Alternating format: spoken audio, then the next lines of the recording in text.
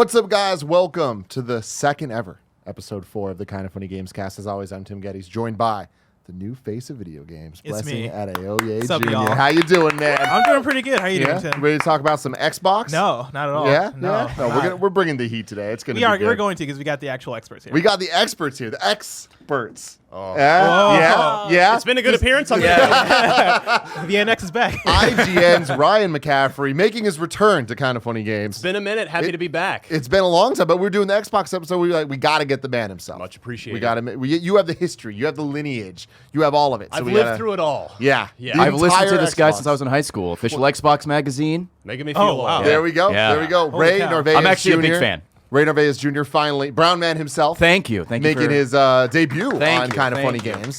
And again, we got to bring the experts here for this one because it's going to be special. This is the Kind of Funny Games cast each and every week right here on youtube.com/kindoffunnygames. We get together, talk about video games, all the things that we love about them. You can get the show ad-free by going to patreon.com/kindoffunnygames, or you can just wait, get it later, youtube.com/kindoffunnygames. But go to roosterteeth.com, or Yeah. go to Patreon. You know what I mean? We give you Help a these guys multitude out. of things you can do there. You could be a Patreon producer over there. You can write into the show at the bronze level. Come on, man. Options. You know what I'm talking Options. about? Watch Give it some live at the subs, silver donate level. some money. All Yeah, the stuff, it's man. everything. If you have Amazon Everything. Prime, you have Twitch Yeah. Prime. Anyways, you can also go to roosterteeth.com to get us, or your favorite podcast service. Just search for Kinda Funny Games Cast. But let's get right into it today because we got a big one. A couple months ago, we did the most iconic PlayStation games of all time. And we went generation by generation from PS1, PS2, PS3, PS4, and tried to discuss, whittle down to the 5 most iconic games of each of those generations. How many people died during the filming of that episode?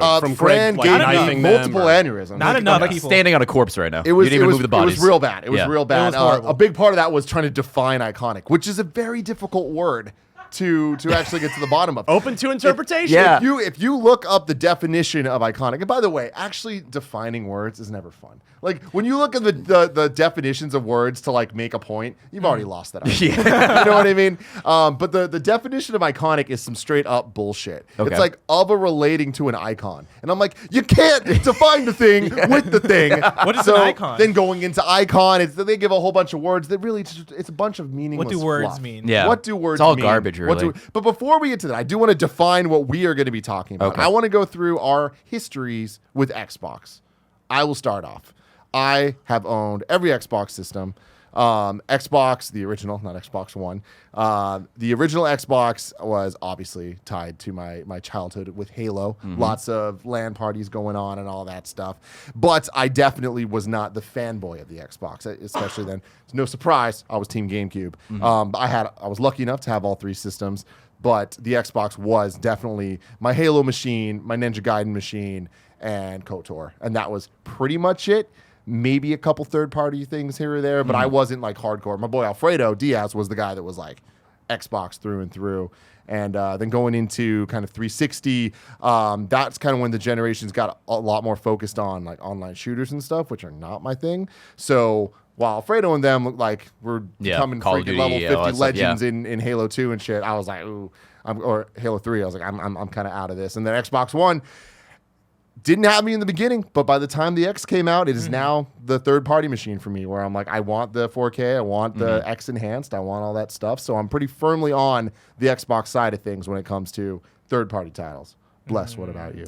So Xbox One is actually my first Xbox console, right? And it was like an argument between me and Greg to see like who's gonna be the one who's not on this podcast, because between me and Greg combined, we probably have a little bit of Xbox knowledge. But Xbox One. It's my first Xbox console, and I've really enjoyed, actually, like, despite people probably arguing that this is probably like one of the worst generations for Xbox. I think there have been some gems on that console that I've really enjoyed, and so there's that. And then for Xbox, the original Xbox and Xbox 360, starting with the original Xbox, my best friend at the time, who was also my next door neighbor, owned an Xbox. And that was probably the only time I got to like really play an Xbox. I remember being at his place and being like, man, this Halo game seems cool. Or man, like I forget what racing game it was. Forza? Project Gotham Racing. I think it was Project Gotham Project Racing Gotham. that he had, and playing like Jet Set Radio Future at his place. And like, he had quite a few games that for me as a PS2 owner, I was like, man, I love my PS2, but at the same time, There's some gems here that I'm kind of jealous I don't get to play, right? And it was a similar thing for me with the 360, where I had a PS3, had a Wii, didn't have a 360, but I remember seeing games like Gears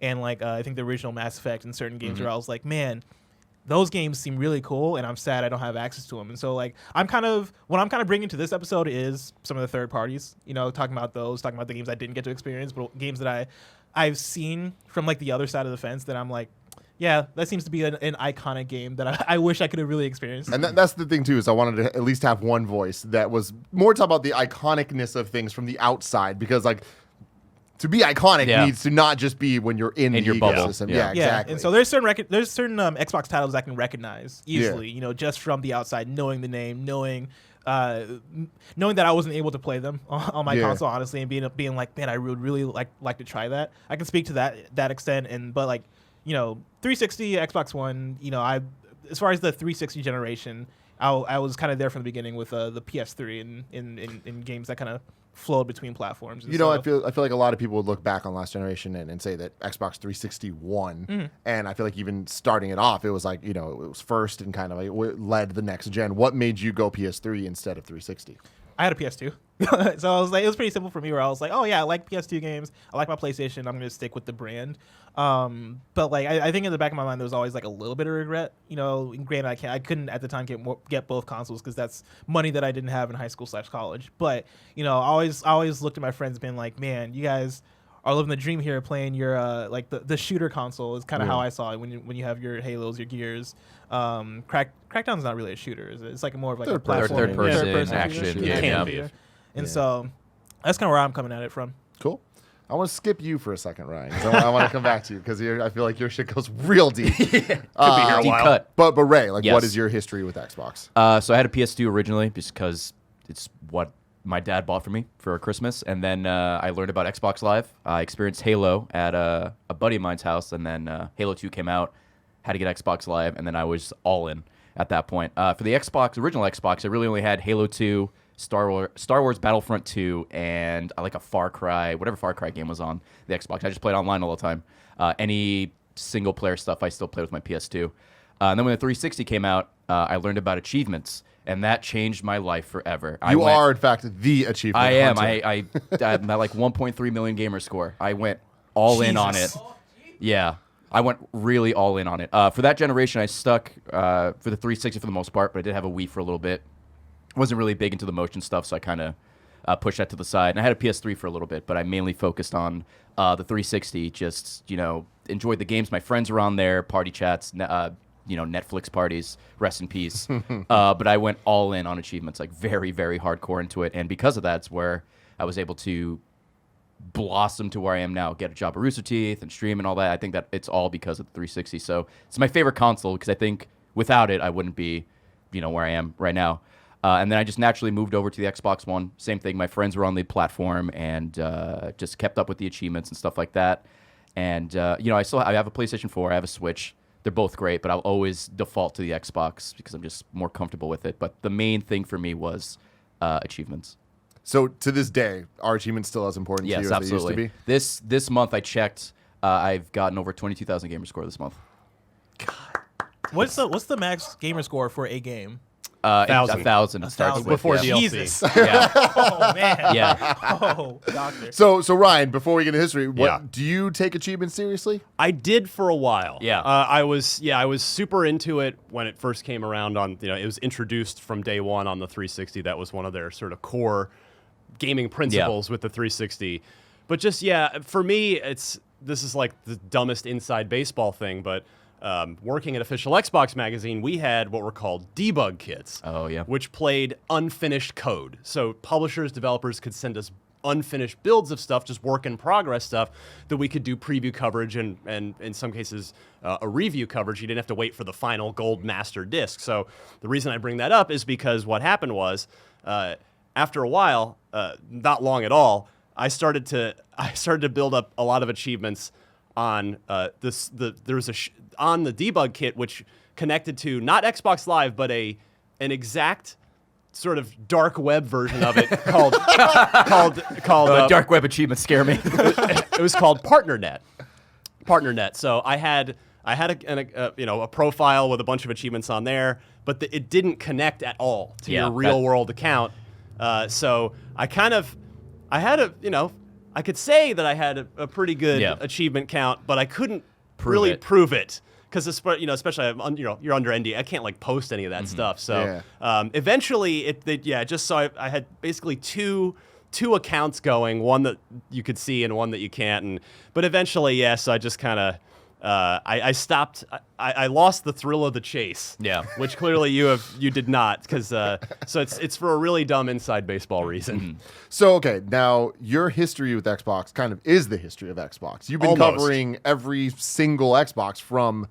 Were you predating the original Xbox? So November 2001 was the original Xbox, and I was let's see, I guess that would have been finishing up the first semester of my senior year in college. So I had one more semester to go, and I was lucky. I knew very early on, like by high school, I was like, I want to write for a video game magazine. Like, that's what I want to do. What was the goal? Like, what magazine at that time? Well, I'll tell you, but in that point, the original Doom converted me from console gaming to PC gaming. That game made me a PC gamer. I mean, back then, I'm so old. In 1993, everybody's gonna be like, "What are you talking about?" But this is how it was. This is how it was. Not every household had a computer in 1990. That was as personal computers started to really become a part of the household. And so I kind of Doom was a catalyst for me to kind of lean on my parents and go, hey, yeah, it'd be great for schoolwork to have a computer that I could type on in a word processing program and also play Doom.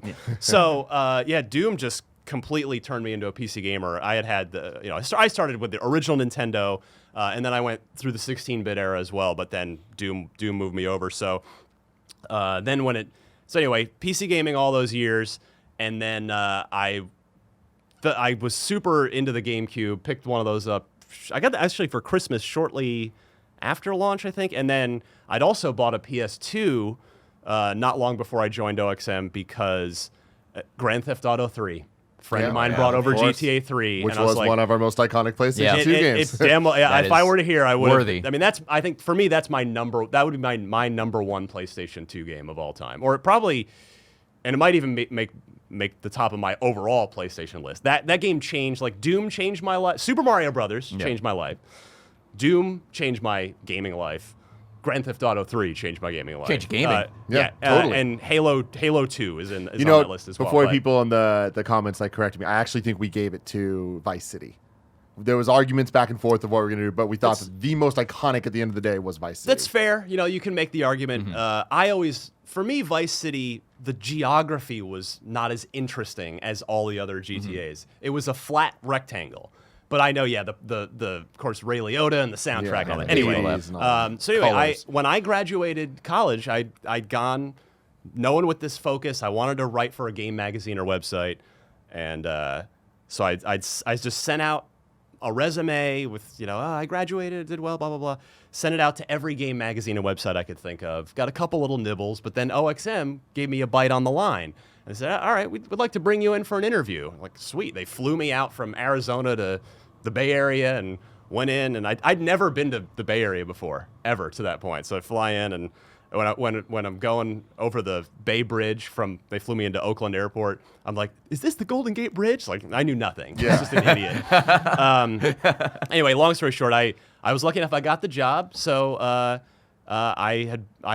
it was during when they said, we'll bring you out for an interview, I went, I guess I better buy an Xbox and get familiar with this thing. So I did, and I bought Halo, which I'd heard about, and just went in from there. And then for me, I was lucky that being a PC gamer and being an Xbox gamer just dovetailed together so well. If you're a PC gamer, the Xbox was the natural extension of that if you're going to play a console. But yeah, so I started in October of 2002. So about a year, 11 months into the Xbox's life cycle, and then I've been living it ever since, living it and loving it. Wow. Yeah, that's crazy. I mean, you've been heading up like the IGN Xbox side forever, then you moved over to doing previews, right? Well, All the I officially, all pre-release coverage, all preview coverage runs through me, but I'm still, I still host our You're Xbox still the show. Xbox guy. Yeah, Podcast Unlocked, Yeah. and there's still my first love on the console side, even though I have all 3 platforms plus a PC. I'm very fortunate now to be in that lucky position to have access to everything, but I'm an Xbox guy. What can I say? I gotta love it. We have the right team for the job right now. We do. So getting into this, I want to start with the original Xbox, but we need to define what we're talking about here with most iconic games. And there's a lot of wishy-washy things. There's no way this is going to be perfect. But a couple notes I put down here are the iconic, some definitions I found that I did like keywords were famously and distinctively representing something about the other thing. Okay. I like that. So it needs to famously and distinctively represent the Xbox, whatever the aspect is, whatever the thing is. Instantly identifiable in relation to. Yep. Fair the enough. Xbox. Makes sense. Not necessarily about quality or about sales, but those things do factor in somewhat. Sure. They're not necessary for it to make the top 5, but it's one of those things. The more something sold, the more people are going to know it. So cool. And then 2 more here. It doesn't need to be exclusive to, but it needs to be tied to. That's So- like Splinter Cell's a good example. Yeah. of that, Exactly. so- That's the Exactly. first thing that came to mind. It could be like, a timed exclusive, or it could be just something where I think Modern Warfare is a great example. Everybody ties it to the Xbox, Yeah. even Yes. though it was also on PS3. And then the last thing is not necessarily limited to one per franchise, but when we're looking at these whole Sure. things, Yeah. it's like Yeah. there's Is some it necessary yeah. that there's Yep. multiple of a game? yeah.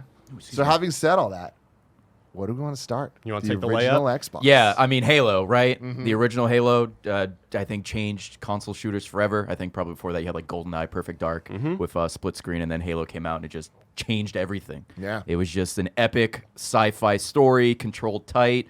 The LAN parties are, for at least console gamers back then, that was all you played. right. Bringing over CRTs and stuff. That's what I did in high school, and it was phenomenal. And I mean, Xbox wouldn't be where it is today without Halo. I don't think Xbox would actually have Exist. made it. Yeah. I don't think it would have survived because the first year of the original Xbox, outside of Halo, was not great. They just didn't have, they joke about Azuric now. Yeah. Because it was, that was, Munch's Odyssey was cool, but nobody was looking at that console except for Halo. And it wasn't until that second holiday season, a year later, actually coincidentally right after I came on, where that second wave of games finally started coming. saved Splinter Cell. Xbox. Personally, Phil Spencer should call me and Philly personally Spence. congratulate me. But yeah, the first year, without it, that they might have never gotten a foothold without Halo. Yeah, Yeah, I can't name another. I mean, launch we title. have 5 slots, and so are we talking Halo 1, Halo 2, or both? Well, I think we're not to that. We're not whittling down Yeah. yet, are Yeah, we? but that I think But- is the interesting conversation. Both of them. Because- it is. And I almost feel like I would start the argument that both make the without cut. a doubt. Really? The reasoning being Halo 2 online. Yeah. Halo 2 made online gaming a household thing. And before that, Yeah. looking Halo 1, not only like you mentioned GoldenEye and Perfect Dark, Yeah. I feel like those kind of led into what the franchise Time Splitters. Yes. That was multi-platform, but that was a almost launch title for PS2. The Yeah. original one. Yeah, early. it was close to it at least. And that was kind of the natural evolution of what those games could be. Halo threw all that out the window and redefined what multiplayer like console shooters could Yeah. look like, but also not just from a competitive standpoint, but co-op in an epic campaign. Sure, They yeah, kind of co-op as took well. what Half-Life did on the PC side, and we're like, we're going to take all the elements that we need to and make it a console killer app. Yeah. Yeah, I mean, if you put a gun to my head and just say Halo 1 or 2 right now, We put which the is Halo it? 1 pistol to your head.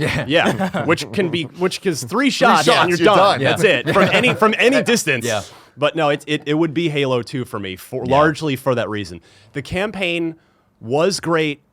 Yes, that it didn't end. It stopped. Yeah, it's a banger. Which, I will forever wonder what that last level would have been like had it actually been completed. But yeah, the thing is, again, this is like old man Ryan talking, but before Halo 2, and this includes PC, by the way, this includes online PC gaming with shooters.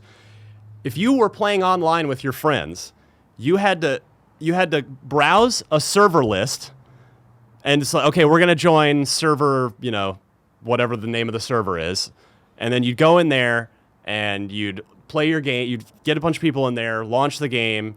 Everybody, you play, you come, and then you dump back out. And it's like, okay, we're joined back on the server. Halo 2 introduced all of the party system, the matchmaking system, the hopper system, where it's like, oh, okay, I want like big team battle, or we want this, and you could. Max Hoberman was the designer, the multiplayer designer, who created all of that at Bungie. He's at Certain Affinity now, the studio that he started after he left Bungie.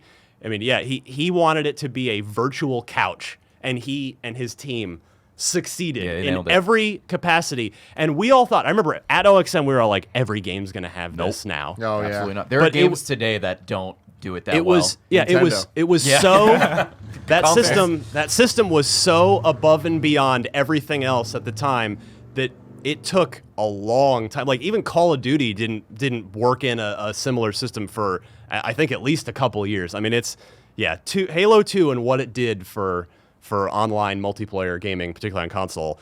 And on top of that, it was, I think for me, it's my favorite multiplayer game of all time anyway, because it had everything felt good. The weapons were great. The dual wielding, you could board the vehicles like Blessing's on a ghost, and I just come up, he gets too close to me, bam, hold that X button and kick his ass off, and I'm on, and that's my ghost now. But the other thing, the vehicle, you could fly the Banshee in multiplayer, which you couldn't do in Halo 1 multiplayer. The sword, you got to use the sword. Oh, my sword, yeah, and then, but I would say probably above all of that, even, or maybe just sort of in complementing all of that, is Halo 2 has what is, in my opinion, the highest. It's the best collection of multiplayer maps in just about it's most shooters. You're lucky because making games is really hard. You're lucky if you get like one or two maps that everybody loves.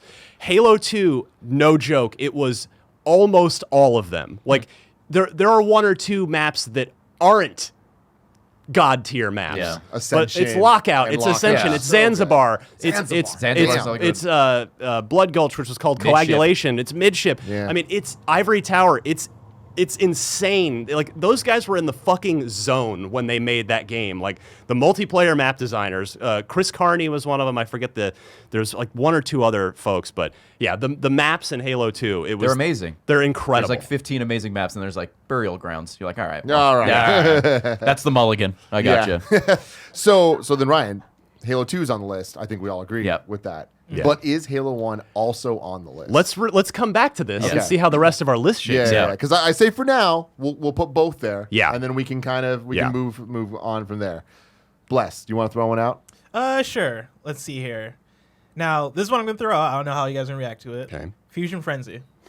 Oh, that's a hard pass. Hard pass? Okay. Fusion Frenzy, that's fantastic, but if Halo 1 doesn't make it, there's no way that can make it. Well, that's the thing. Fusion Frenzy was a part of Halo 1. Yeah, exactly. I've never played Fusion Frenzy. I've played the Fusion Frenzy demo nonstop. I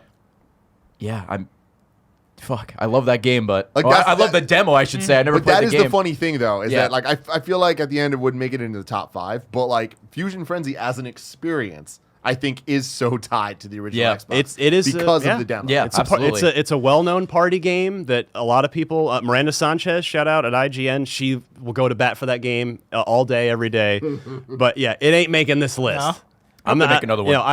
You're welcome to throw it out there as you have, but or put it this way, I will be shocked if it remains on the list. I'm gonna Dark horse. An honorable mention. Yeah. Which I'm also gonna throw out another honorable mention because I think this one's gonna get similarly even more smack back. Blinks the Time Sweeper. Ooh, I've never played Blinks. Did anyone actually play Blinks? Enough, because they must have had to. They made a sequel, so somebody played it. My next door neighbor had Blinks, and I remember being like, I've never played it. It has a vacuum. That's awesome. Yeah, it was like Luigi's Mansion. The time sweeping cat. Yeah. Blinks is. I would call Blinks a cult classic.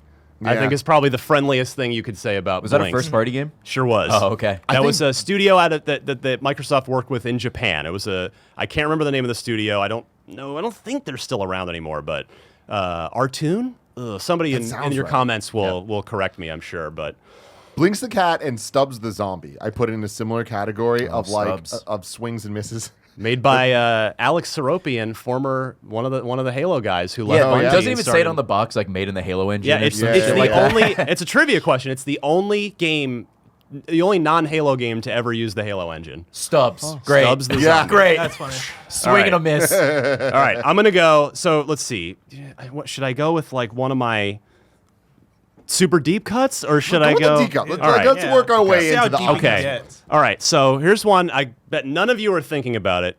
I'm gonna shock you all with this one. But this is absolutely an iconic game. Whether it makes the list, we'll see. But Steel Battalion. Had yeah. that right at the top there. $200. It cost as much as the system did at that point because the Xbox did get price cuts along the way. It was $300 when it The first came out. controller's as big as this table. Yeah. It's a 40-button, 3-piece controller, 2 sticks, 3 foot pedal pedal box. It had the switches all lit up. It had this fucking cool eject button where you there it you'd is. flip Yep. it open. Yeah, let's get that. Let's get that up there. Oh, So God. top right corner, that's the eject button. And here's the super baller part about Steel Battalion. It was a sim. Yes, it was a fictional science fiction game, but it took itself real seriously to the point that if you failed to eject from your VT, your vertical tank, in time, your save game was fucking deleted, and you had to start over. That's awesome. You had to start over. Isn't it kind of cool? Steel Battalion. We still have one at IGN. It's sitting. It was up Chris top. Ostertag's. The one I'm not surprised. That's at Yeah. IGN. So I actually don't even know if we still have the game, but we have the controller for sure. Yeah, this thing was Collector's item as well. insane. Yeah. I mean, this is a game that this is a package that I'm seriously. I don't think any publisher, this was Capcom. Fucking Capcom. Nobody. That sounds like Capcom. No, but see, Yeah, why not? But see, Capcom today, no publisher today, with just the way the industry has changed, this would never, ever get made today. And this isn't a pre-Guitar Hero rock band peripheral craze, right? Like, and that's why I think that this, I would argue, is potentially on this list of most iconic, because you couldn't read a video game magazine without some feature on this, on the peripheral, on the experience, and everybody wanted to experience it. And very few If you go to people gaming actually events, did. sometimes they have this set up where you could play it and mess around with it. It's unbelievable. Do all these buttons do something? Yes. Yes. Oh, man. I sat down with it for 10 minutes. I like barely moved forward. I got overwhelmed, but it was kind of cool just to have all the buttons and shit around me. Yeah, if you ever get a chance, do try it out because it's really cool. We're not going to talk about the Connect sequel. Yeah, there's it right there. Which was my first review at IGN. Really? I think it might still be the lowest score I've ever given at IGN. No, don't even know. That hurts me. That hurts me to look at. Like, don't do that. To eject No. Oh, God. God. There we go. All right. I like it, though. I like it. Yeah. I say it makes the list for now. Yeah. Right. We'll have to get back to it. What are you guys' thoughts on MechAssault? It's on my list, but like even I put asterisks next to the stuff that I thought was top tier. I just made a list of like names that I knew were tied to Xbox. MechAssault was awesome. It wouldn't crack a top 15 or even certainly top 5 for me, but it was great. It was a fun time. It also was one of the first really fun multiplayer games for Xbox Live in fall of 2002. Really good campaign as well. The second one was unfortunately really disappointing. MechAssault 2 was disappointing, but the first one was really good. And it sort of maintained the essence of MechWarrior, which was this, again, like Steel Battalion. It was a sim on PC. MechWarrior 2 is probably one of the, that's like a Hall of Fame game for the PC. MechAssault managed to retain a lot of that core essence of BattleTech, but make it like super fun on a controller and a bit more Ultimate Tournament type, Ultimate Championship. Yeah, Unreal Championship. Unreal, not Ultimate. okay. Yes, yeah. But with MechAssault, that to me kind of falls into a similar vein to Fusion Frenzy, where it's like I intimately tie it to Xbox, but I would even say like Steel Battalion is a bit more like iconic compared to MechAssault. I think that's fair. Just kind of like was a thing that existed, and it was the best that we had, but like it wasn't fantastic. It wasn't great. It wasn't special in any way. Where Steel Battalion had the controller. That's what made it special. Yeah, absolutely. Interesting. Can I hit you with 2 back-to-back? One that I think is probably going to get shut down, but then the next one is probably for sure on the list. Okay. So, Hit me. One that I think is probably going to get shut down, but holds a special place in my heart. Jet Set Radio Future. That's a solid call. Yeah. The original Xbox was secretly the Dreamcast 2. Yeah. Because Sega made a ton of exclusive stuff for it. Shenmue 2, Jet Set Radio, Panzer Dragoon Orta. Right. I think there are a few more that I'm leaving off right now that I'm forgetting, but it's didn't that come in a disc with another racing game? I forget which one. Yeah, there was a bundle. There was a bundle. That's what I remember. Back when there were pack-in games. Yeah. Maybe. Yeah, it was a Jet Set, and you're right, it was a racing game. It was a Sega racing game. So Sega GTR? Is that the name of it? Yeah. Yeah. Yeah. It was fine. Very memorable, feel as like we could tell. that Jet Set Radio I wouldn't put on this because I feel like I tie that to Dreamcast. Like the Dreamcast Future. game. I know, you're saying like but I just think that radio like is probably Same. more- Future is I not always think as Jet Set iconic and as radio. I Xbox. think Okay, Dreamcast. I agree with that. Yeah. Yeah, Sega GT 2002. There it is. Yeah. Okay, so I was a little off. Yeah, All right. so I remember. Wow, playing you remembered that. I remember playing this game, or both these games actually at my friend's house, and we went through like the entirety of Jet Set Radio feature. I believe that one had like a 2-player mode where you can like race or like battle and stuff, which was pretty fun. Yeah. But the one I think that might actually have a better chance on this list, Knights of the Old Republic. Yeah, absolutely. It is my favorite role-playing game ever, regardless of console. It's that game. I don't play many RPGs because it's just not for me, but I played all the way through KOTOR. I rented it twice. I didn't buy it because I'm a dumb kid. I just rented it like 2 or 3 times, and I just played it all the way through. I'm like, this was amazing. Yeah. I never played the second one. I want to, but the first one was amazing. The twist, I will not ruin it here, even though it's an ancient game at this point, because you can actually. So there's 2 easy ways to play that game today. It's on tablets and phones. It's mobile now. You can get it. And it's not horrible. Yeah, isn't that crazy? They actually kind of made it work well. I would probably recommend, though, if you have an Xbox, it's one of the select original Xbox games that's compatible on the Xbox One. I think it's on Game and Pass as well. they even cleaned it up. Like I think it runs in. It's still 4:3, 4:3 aspect ratio, but it runs I think in like 1080p. So it's $10 on the Xbox Store digitally. Mm-hmm. Play it there for sure. I mean, it is undeniably a classic, and I think in addition to being an amazing game, it came at a time when the Xbox was still seen as just a Halo machine. That's a great point. Because I have a couple other Morrowind, which we can talk about later. Like the Xbox quickly established itself as a home for awesome Western RPGs, whereas the PS2 had all these killer Fantasy, Eastern Kingdom Japanese Hearts. RPGs, but the PS2 didn't really have Western RPGs, but the Xbox had them in spades. And KOTOR is god tier to me. The being able to play, I played the whole game dark side. I was like, because up till that point, like games didn't actually let you. You're always the good guy. You're always the good guy. You couldn't, even if you wanted to try and be bad, like the game didn't support it. Mm-hmm. KOTOR supported it. I remember there was one mission where you could double cross a dude, and then like double cross the guy that you double crossed. Like there was like you could just do all kinds of cool quad stuff. crossing, man. It was unbelievable. Everybody gets crossed. Everybody dies. And like HK-47 was like this iconic party member, and building your own lightsaber back before it was cool to do at Disneyland. KOTOR, and then of course the twist in the story. I remember being like, "What?" Yeah. I was, and it was KOTOR, absolutely. Absolutely. Let's see. I'm gonna throw a weird one out there. Okay, please. I got some weird that I ones. think is similar to Steel Battalion in the way that like it might not be like a favorite. Mm-hmm. It's a cult classic for sure, but I think it really did. I hope I know what you're the gonna say. Xbox. The Chronicles of Riddick. Oh, I had that on my list. Escape from Butcher Bay. Also on my list. Like, what a weird thing to say, but like that game really was kind of like a game showcase. based on a movie that was very good. Yeah. I mean, it was even like before the movie. Yeah, right? I think so. The movie sucked. Yeah. Pitch Black was awesome. Hey, Riddick sucks. Pitch Black is good. Yeah. He's got the cool I've got goggles. we respect Vin. I've got the microphone. I have the microphone. We respect Vin do Diesel. I. this house. This is the Chronicles Church of of Diesel. Vin Diesel gets all the respect. I will have you know, Nick Scarpino has some words for you later. All right, fair enough. We can brawl in the streets. I don't think anyone would argue though that the game was better than the movie. So here's the thing, and to your point is it's true now, but it was really true then.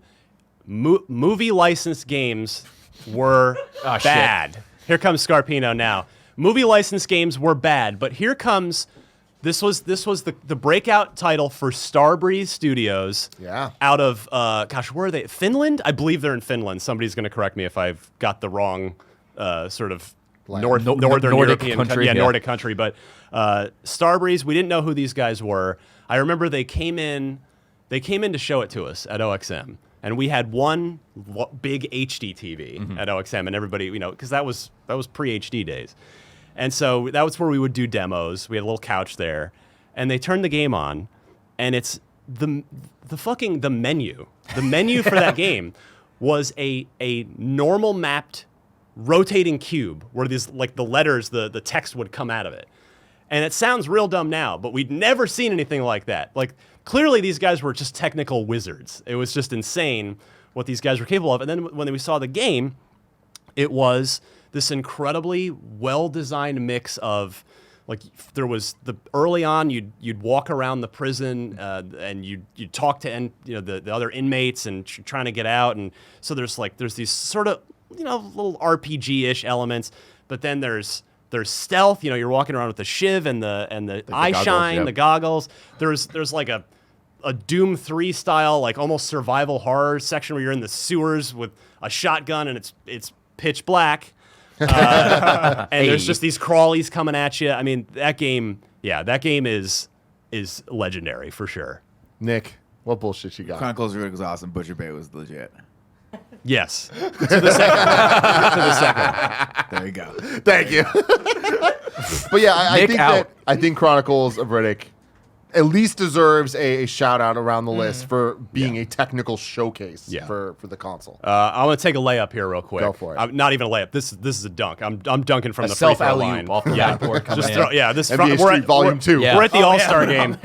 No, I mean in fact, Tim, you mentioned it in the top of the show, just kind of setting this whole thing up, and that is the great Ninja Gaiden. Ninja Gaiden, yep. I mean, not only was it iconic to Xbox, it was an old franchise that was made famous on the NES for classic games, but being rebooted and brought into a modern generation like we had never seen before, and it was fantastic. Tomonobu Itagaki and Team Ninja, it's their masterpiece. Ninja Gaiden 2 was really good, but not Ninja Gaiden 1 good, and then 3 was made by Hayashi-san and what the folks that were still there because Itagaki had left and brought some of the team with him, and they formed Valhalla Studios. Ninja Gaiden I had never seen anything like that game before. It's like a game design masterpiece. It really is. Like there were upgradable weapons. There were different weapons, and you could upgrade them. There were the way that like the economy worked, where you'd have to find the merchant to find like health or upgrades, and could you even fucking make it to the save point? Like, please let me find the little floating save point. Yeah. Like, please let me get to it. And it's like, can you get there? Like, and it would save your health state too. So it's like if you got to that save point with just a sliver of health, that's all you got when you've loaded it back up. The game was up. brutal. Brutal, but boss rewarding. fights, man. That dinosaur, the Alma. skeleton dinosaur thing. Woo! Chapter 7 or 8, Alma is the peak difficulty. It's this horrible woman who torments you. That was the ultimate controller throwing moment. But that game, like you became a black belt ninja yourself by the end of that. It was so good. And here's the thing, I'll point out again, compatible on Xbox One, and it had. I only sort of realized this recently. The original Xbox game, again in the 4x3 non-HD pre-HD era, Ninja Gaiden has always had a 16:9 mode native in it. Really? So it really holds up. OG HD. Yeah. It really holds up. Like you can play it now. You can. It just. I mean, it won't. The graphics are not. 2000 like early 2000s. Yeah, it was 2003 maybe 2004. But yeah, what a genius masterwork that is, and I think that one's going to be hard to get off the list. Oh, that one's on for sure. I feel like we're starting to get to a point where the list, the slam dunks we're running out of them. But I do think that there is one more. Yeah, I'm surprised there's one you guys have. I got two here. I got one. I'm waiting. I got I got two maybes. I got two maybes. Give me your maybes. One maybe and one probably not definitely, but for me, the maybe is Jade Empire. I feel like Jade Empire is in the same category as Brute Force in that I forgot about Brute Force. They wish they would make this list, but they are not going to make this list. That's fair. I regret my Brute Force review from OXM. I gave it too high of a score. That was not an awesome video Somebody game. who developed that game is listening to this podcast right now. Like, He felt it. Yeah, it's like, Digital Anvil's long gone. I mean, I remember buying the issue of OXM because it The came next with Halo is what we said on the next cover. Halo. That was Yeah. that was before I got there. Just want to put that out there. Wasn't me. Yeah, that's fair. Another one I have, ESPN NFL 2K5. Historically Interesting. significant. I would say, yeah. Iconic, probably not. Historically I would say it's significant, the yes. best simulation football game ever made. Also, it's the reason that game. Is why EA bought. Yeah, I mean that game. The butterfly effect as a result of that game is Also, it was only incredible. $20. And that's which was right. intentional. They were intentionally trying to not really so much stick it to EA, but they knew they had a great game. They'd had a great football game for 2 or 3 years at that point, but they couldn't. Like Madden was such a name that they were trying anything they Trying to undercut could 'em. Yeah. to get people to pay attention to the games. Like they knew they might not get anybody to choose them instead of Madden, but they were thinking, well, maybe they'll pick us up also. Do you know if in it came out addition to around the Madden. same time as Madden, or did it come out earlier? Okay. No, it was right. Yeah, they were, because I think that's like all those sports games always come out, because I think it's always contracts with the league where I know like with that would make NBA, like they can't come out before September 1st or something. So they always both come out. I mean, when EA was Around still, it. Yeah. they would always come out around the same time. But yeah, all right, I've got one more that's. If it's not a dunk, I might have to. No, I might know have what to- it is. I might have I to think I stick- know what the I dunk think is. I'm with you. Yeah. Yeah. And my question to you before you even say it is, Yeah. which of the three? Well, there's only one answer, and it's Chaos Theory. Oh my God! See? Oh, that wasn't the Wait, game I thought it was was. gonna say- That wasn't the no, game I I was- thought it was either. I was gonna say Pandora tomorrow. No, that's the.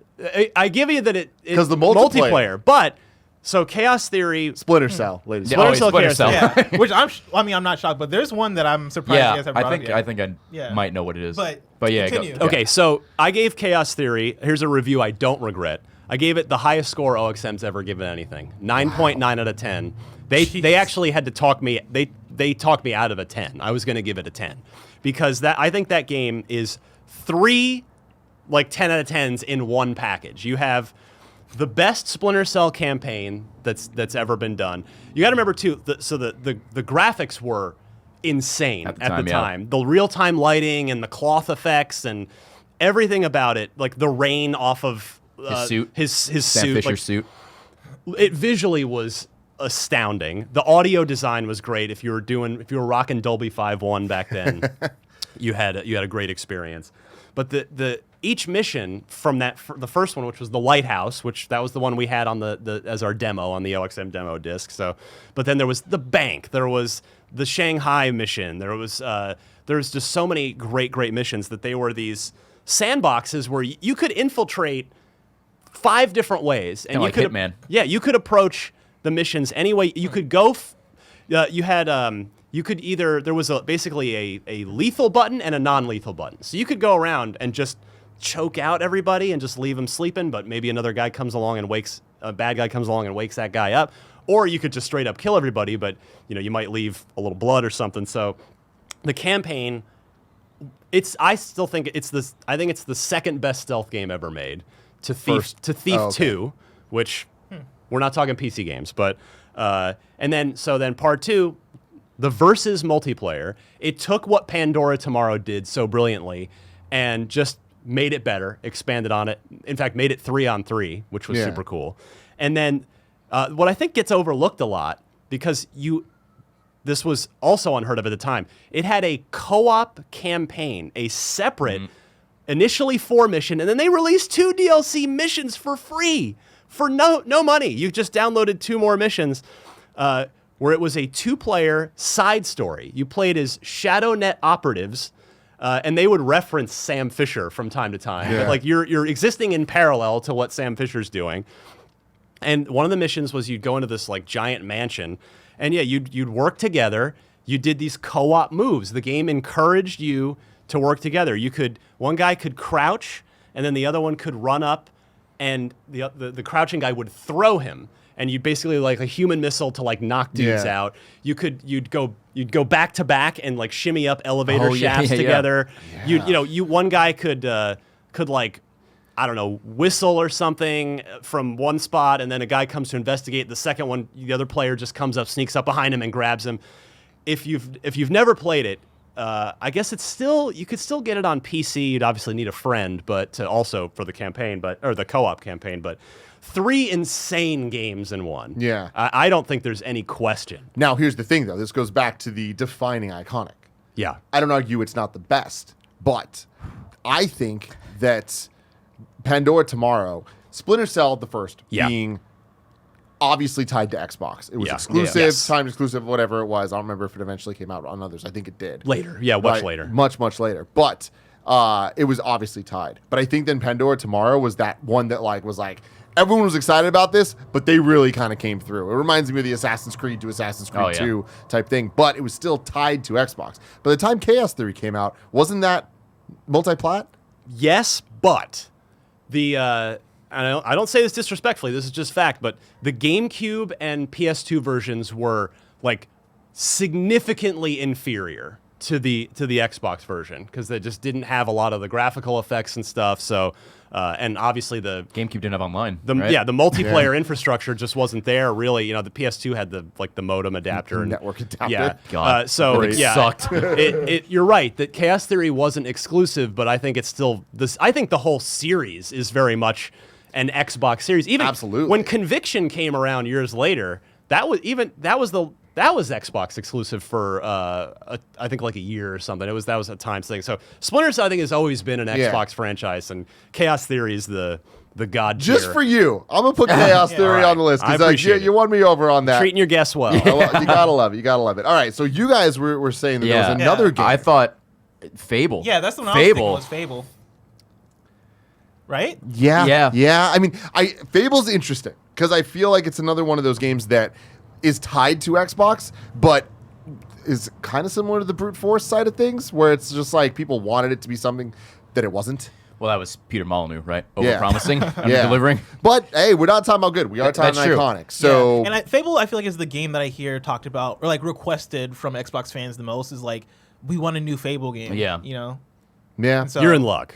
Yeah. But so I agree with you guys, and I would say that when we get to 360, Fable 2 is the universally recognized best Fable game. Okay. And that 2 did everything that 1 just couldn't quite do. Yeah. Yeah. 1 was really good. And I feel like with that, when you look at the Xbox, the original Xbox, and you're like, okay, RPGs, what are we talking? I feel like KOTOR is that one. Whereas Fable, it wasn't until next gen that people are really. I feel like the 3 are KOTOR, Fable, and maybe Morrowind. Yeah. Oh man. So speaking of Morrowind, like, do you feel like that's not for this list, but I had it on my sort of initial list, same. but it was a big deal. Like, so Morrowind was where Elder Scrolls really kind of, I think, went from this well-known, excellent RPG series that, of course, only PC gamers knew about.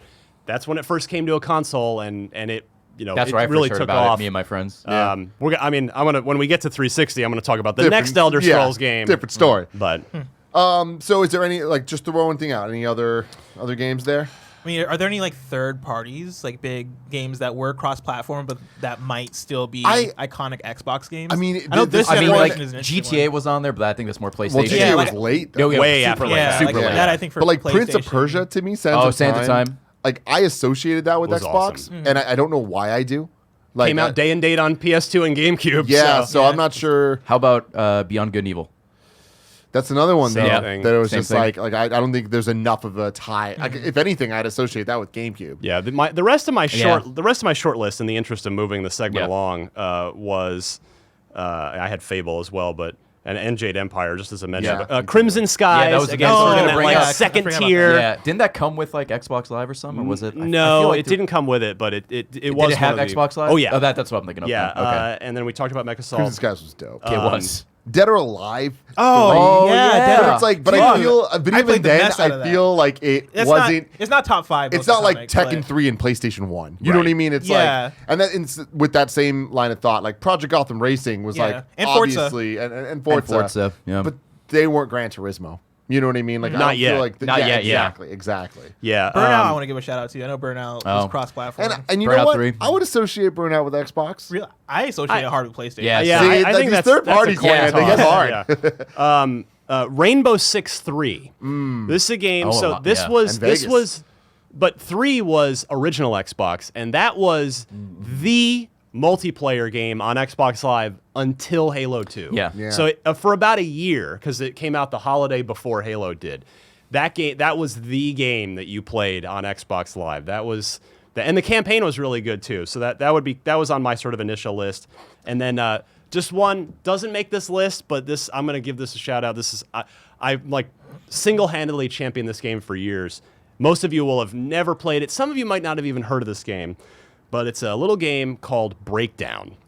Oh, Nobody? I know the cover art. It's like a red fist That's or right. something. It's like a first-person beat 'em Real up. quick, look it up on YouTube. Breakdown was a first-person single-player. It was not a first-person shooter. There were some guns in it, but it was a science fiction game made by an internal team at Namco Bandai before they changed their names to Bandai Namco years later. That'll show 'em. But it was the first game. It was, or if not one of the first games to go like hardcore first-person shooter. Hardcore first-person view, meaning you were always in, like, even there was a part where, so it's a weird science fiction story. You wake up, you have no memory of who you are, and you wake up and you get escorted through this kind of facility, and eventually you're in your room, you eat a burger. Here it is right here. So yeah, you can see your arms and legs. All right. Who's that? What's she doing? You get up, you have a burger, and then you feel sick, and then you go up and you vomit right in that first person view. That's probably the most well-known scene in Breakdown. But the thing about this game, I don't think it even sold that great. But hell yeah. There it was. Yeah. That's what we're all about. Show me that puke. It had, but the shooting actually wasn't even that good, but a lot of it was first-person melee, because you'd get these crazy, like, Neo-style Matrix superpowers where you could jump kick across a room. Wow. But yeah, it had this crazy, like, time travel story, and it's one of the coolest sci-fi stories that I've ever played, honestly. Like, the story in this game was really good, but anyway, we'll move on, because that's cult. That's straight cult classic. So me being definite Nintendo fanboy even back then, I remember fighting with my friends, fighting with Alfredo over like what's better, like Xbox library or GameCube library, and the game he'd always bring up would be Deus Ex. Deus Ex, what was the second? Invisible War, right? Oh, which was tied to Xbox. Is that something that is like worth a damn?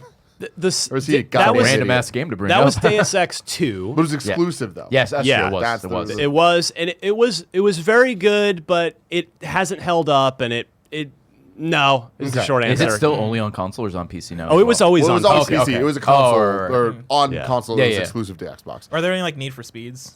If anything, are I'd worth give that Need for Speed Underground. Underground was great, but Underground like too. we might do a most iconic third-party games at some point. But all right, so the list we have right now that we need to get down to 5. We have 1, 2, 3, 4, 5, 6, 7, 8. There are 8. Oh, this is all right. Easy. Halo 2, Yeah. Steel Battalion, KOTOR, Chronicles of Riddick, Ninja Gaiden, Splinter Cell, Chaos Theory, Fable. I mean, I think there are like 4 of those that are like for sure, right? Being Halo 2. Halo 2 is up for show. Splinter Cell, Chaos Theory. Ninja Gaiden, and KOTOR. And KOTOR, right? Okay, is the other one Halo?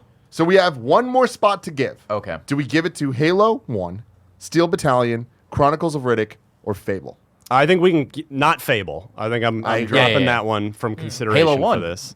Xbox wouldn't exist without Halo 1. I mean, honestly, to me, I know that having 2 Halos on this is ridiculous, but like I think that I'm between like Steel Battalion as much as I love it. Yeah, I feel like that one gets the cut. But do you all agree with that? So if it's between Halo or Chronicles of Riddick, I gotta go Halo. Riddick was awesome, but yeah, Halo 1, you gotta give it to it. Yeah, this sounds like one of those cases where you can make the case that both games are significant enough in different ways. Absolutely. That they both deserve to be on the list. Halo launching with the Xbox and really like catapulting it into being an actual console that can coexist with the others. And then Halo 2 for all the features. You guys named features that I didn't realize were started in Halo 2. Like matchmaking, I didn't know that that was a Halo 2 thing. There are still games that just don't do it. Yeah. It's like they did it like 15 years ago. Just copy that. I'd like to point out that we just made our 5 list is all exclusives. We didn't have to dip into third party at all. I'm not sure we're going to be able to do that when we get to Xbox Absolutely One. not. We know Splinter Cell Chaos Theory. Okay, that's fair. That's fair. So there we go. Good point. 4 to 5. Well, actually, Star Wars. KOTOR. Nope. That wasn't on. Exclusive. Yeah. Console Oh, exclusive. exclusive. Sorry. I was thinking first party. You're right, though. Yeah, You're exclusive. Right. All right. Moving on to the Xbox 360. What a great machine. Where are we going to start, boys? I'm not going to go for a layup immediately. I'm going to go Geometry Wars 1 and 2. So strong. I don't know if you would consider that a man. layup, but when I think of like Xbox Live Arcade and just that whole era, Geometry Wars 1 and 2. One more than 2, I would say. Strong call. I don't think it's a layup because it's not. That wouldn't even be one of the first 3 live arcade games. I mean, it wasn't live arcade. It was unlocked. It was part of PGR, but it's still a great. It's still a great game. You're right. Still a great.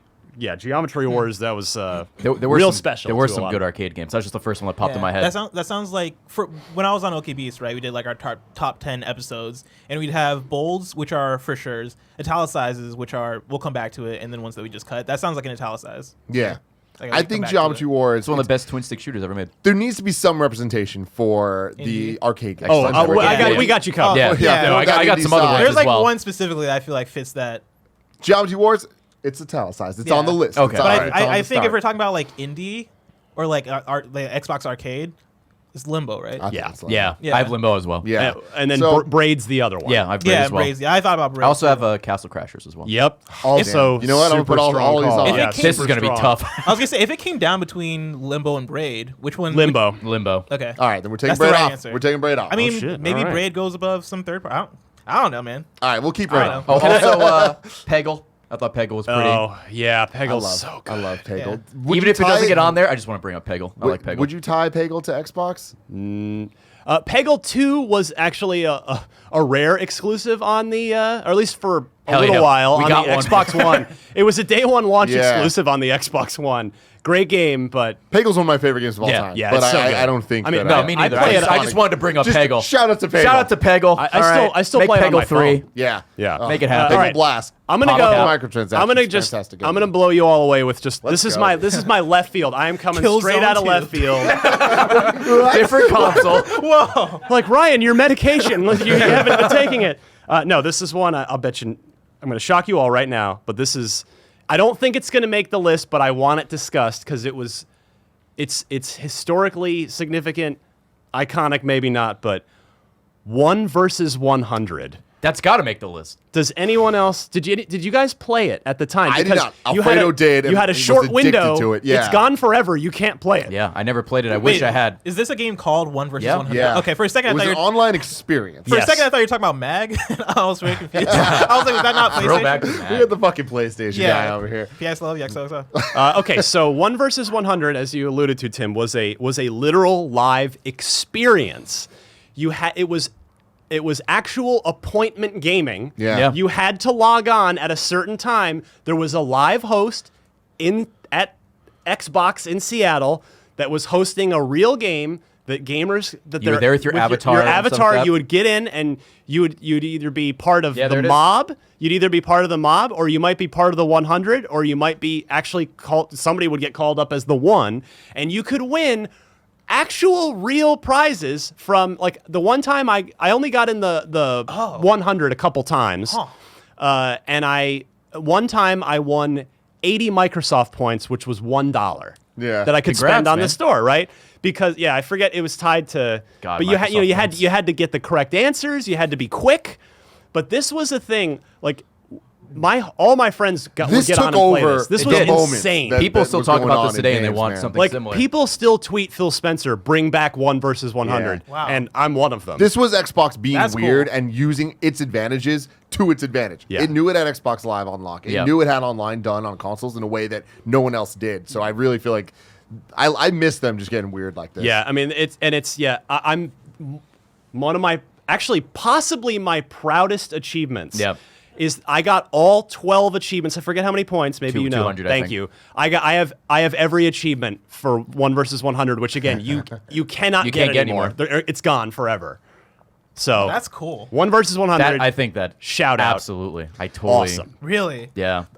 There are a lot of. I feel like we should start shotgunning some and like whittle down because there are a lot of. There's gonna be a let's get lot. this list. Let's Let's throw get it things all on out. that are Yeah. definitely like up in there because like Because like what? Gears of War. I was my next. I mean, yeah, Yeah. the first Gears of War. It's Gears 1, man. Yeah. That was Yeah. that was the system seller. I mean, that was the holy shit. Look That what was this, next gen. I mean, Yeah. and remember the HD era, 720p consoles, And Gears of War and what that game The Lancer, visually the looked chainsaw like. at the end of the gun. It's an iconic Come weapon. on. Yeah. I mean, it's Cliff Bleszinski's magnum opus. I mean, no disrespect to Unreal Tournament, but yeah, Or Gears, Lawbreakers. Or Radical Heights. I mean, let's just bring them all up. Boy, you guys are Lawbreakers was tough fun, crowd. though. It was at least a good game, Lawbreakers. I can't speak for How do you feel about Minecraft? See, Minecraft is Because it's hard, right? It's PC. Yeah. And I feel like it's not it's associated with Microsoft, but Now it is, I don't yeah, think 'cause it's they bought it. I don't think it's associated with Xbox. That's a tough one. But the Xbox has absolutely like opened it up to a much larger audience That's than how I just feel the about PC it, yeah. did. Yeah. So it's absolutely fair to bring it up. Yeah. Does it make my list? Probably not. Call of Duty. Modern Warfare 2. Modern Warfare. Or Modern Warfare. 1. I have Black Oh, Ops COD written 4, down yeah, here, Modern but Warfare. no, I can go with Modern Warfare. Yeah, I mean, I really feel Modern Warfare 1 is the game changer. 2 was better, but it was just 1 was that like the next step. this the is big this jump. Yeah. this is it, man. All right. Oh no, Keep you rolling. go All ahead. I right, just- so I just did one. this isn't going to be the one that makes the list. This is an unpopular choice. My favorite Elder Scrolls is Oblivion.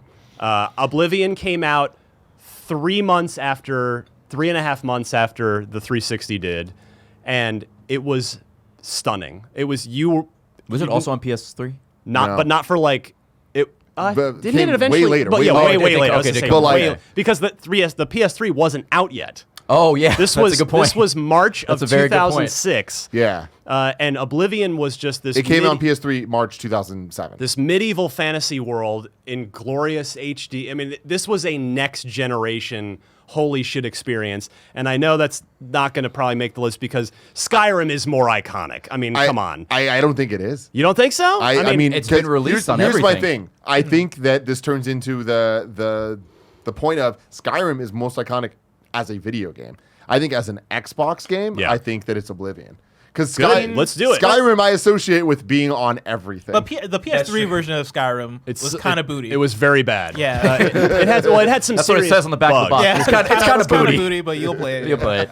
But yeah, I mean, Oblivion's a top 5 360 game for me, no question. For me. Oblivion was one of those games that the people that didn't have 360, I didn't have a 360 till later, and it was one of those ones that I was jealous of, where it's just like, damn, like they get to experience something Big, that epic, open RPG. Do whatever the hell you want. Yeah. and on top of that, like really kind of for the first time on consoles having that experience. Yep. Where it was just like that was such a PC franchise. Morrowind. I mean, But Morrowind had. but yeah. I feel like this Oblivion worked better. Yeah, exactly. It really kind of going back to what I was saying earlier about the difference between Time Splitters and Halo. Yeah. It's like it had happened before, Well, but like this is how it should work on consoles. And the fact that it came out so early in the Yeah. like it was actually, I've talked to Todd Howard. It was supposed to be a launch title and they just didn't quite make it. But the fact that it came out that early in this HD era, this new console generation, and it's that good of a game. My quick story about Oblivion is I'd been super excited about it. I reviewed it for OXM, but we got that was back when exclusive reviews were okay and like a normal thing that outlets competed with each other to try and get. And I actually reviewed Oblivion at Bethesda. I flew there, and because they had like a final but not like total certification done build, and I played my review session. I played 44 hours of it in Jesus. 4 days. Oh It my was, It was God. 4 11-hour days. That's awesome. There was Todd Howard watched the whole time. there was a hotel.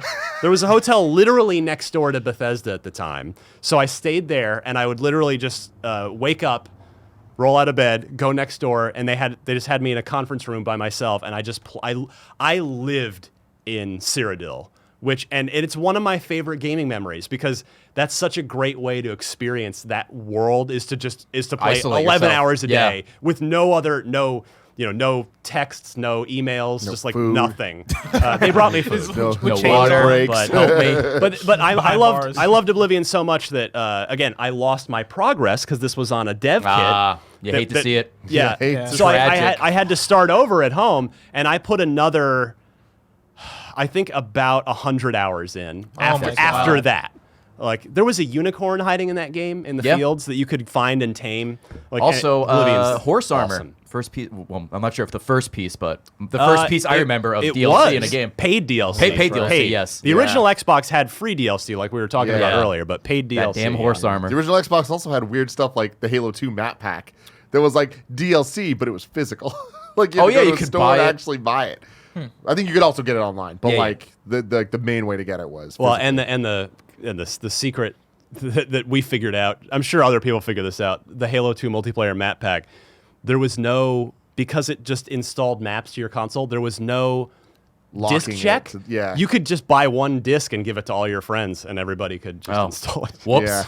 Yeah. How do you guys feel about Left 4 Dead? Oh, I think there has to be a discussion about it, right? I feel like there's a discussion, Yeah. but I also think that it's a PC game. No. No, it is a PC game. yeah. You're Yeah. correct. It does exist on the But PC. I feel like that's a game that. See, if you didn't just say it was a PC game just now, I would have known. I would have thought that was an Xbox exclusive. Like, I feel like that's how tied to Xbox. Left 4 I'm Dead with is. Tim. Also, that's for me. That's really tough between Left 4 Dead 1 and 2 because the only time it's the only time in Valve history. a Valve game. Of course it's a Left PC game. 2 Yeah. came out. It was 1 year later. They turned around. it that was. Second I remember one they announced that E3 and people flipped real shit. quick. Yeah. And two was objectively better. Like because it just refined things. And then eventually they added all the Left 4 Dead 1 they content made one into obsolete. 2.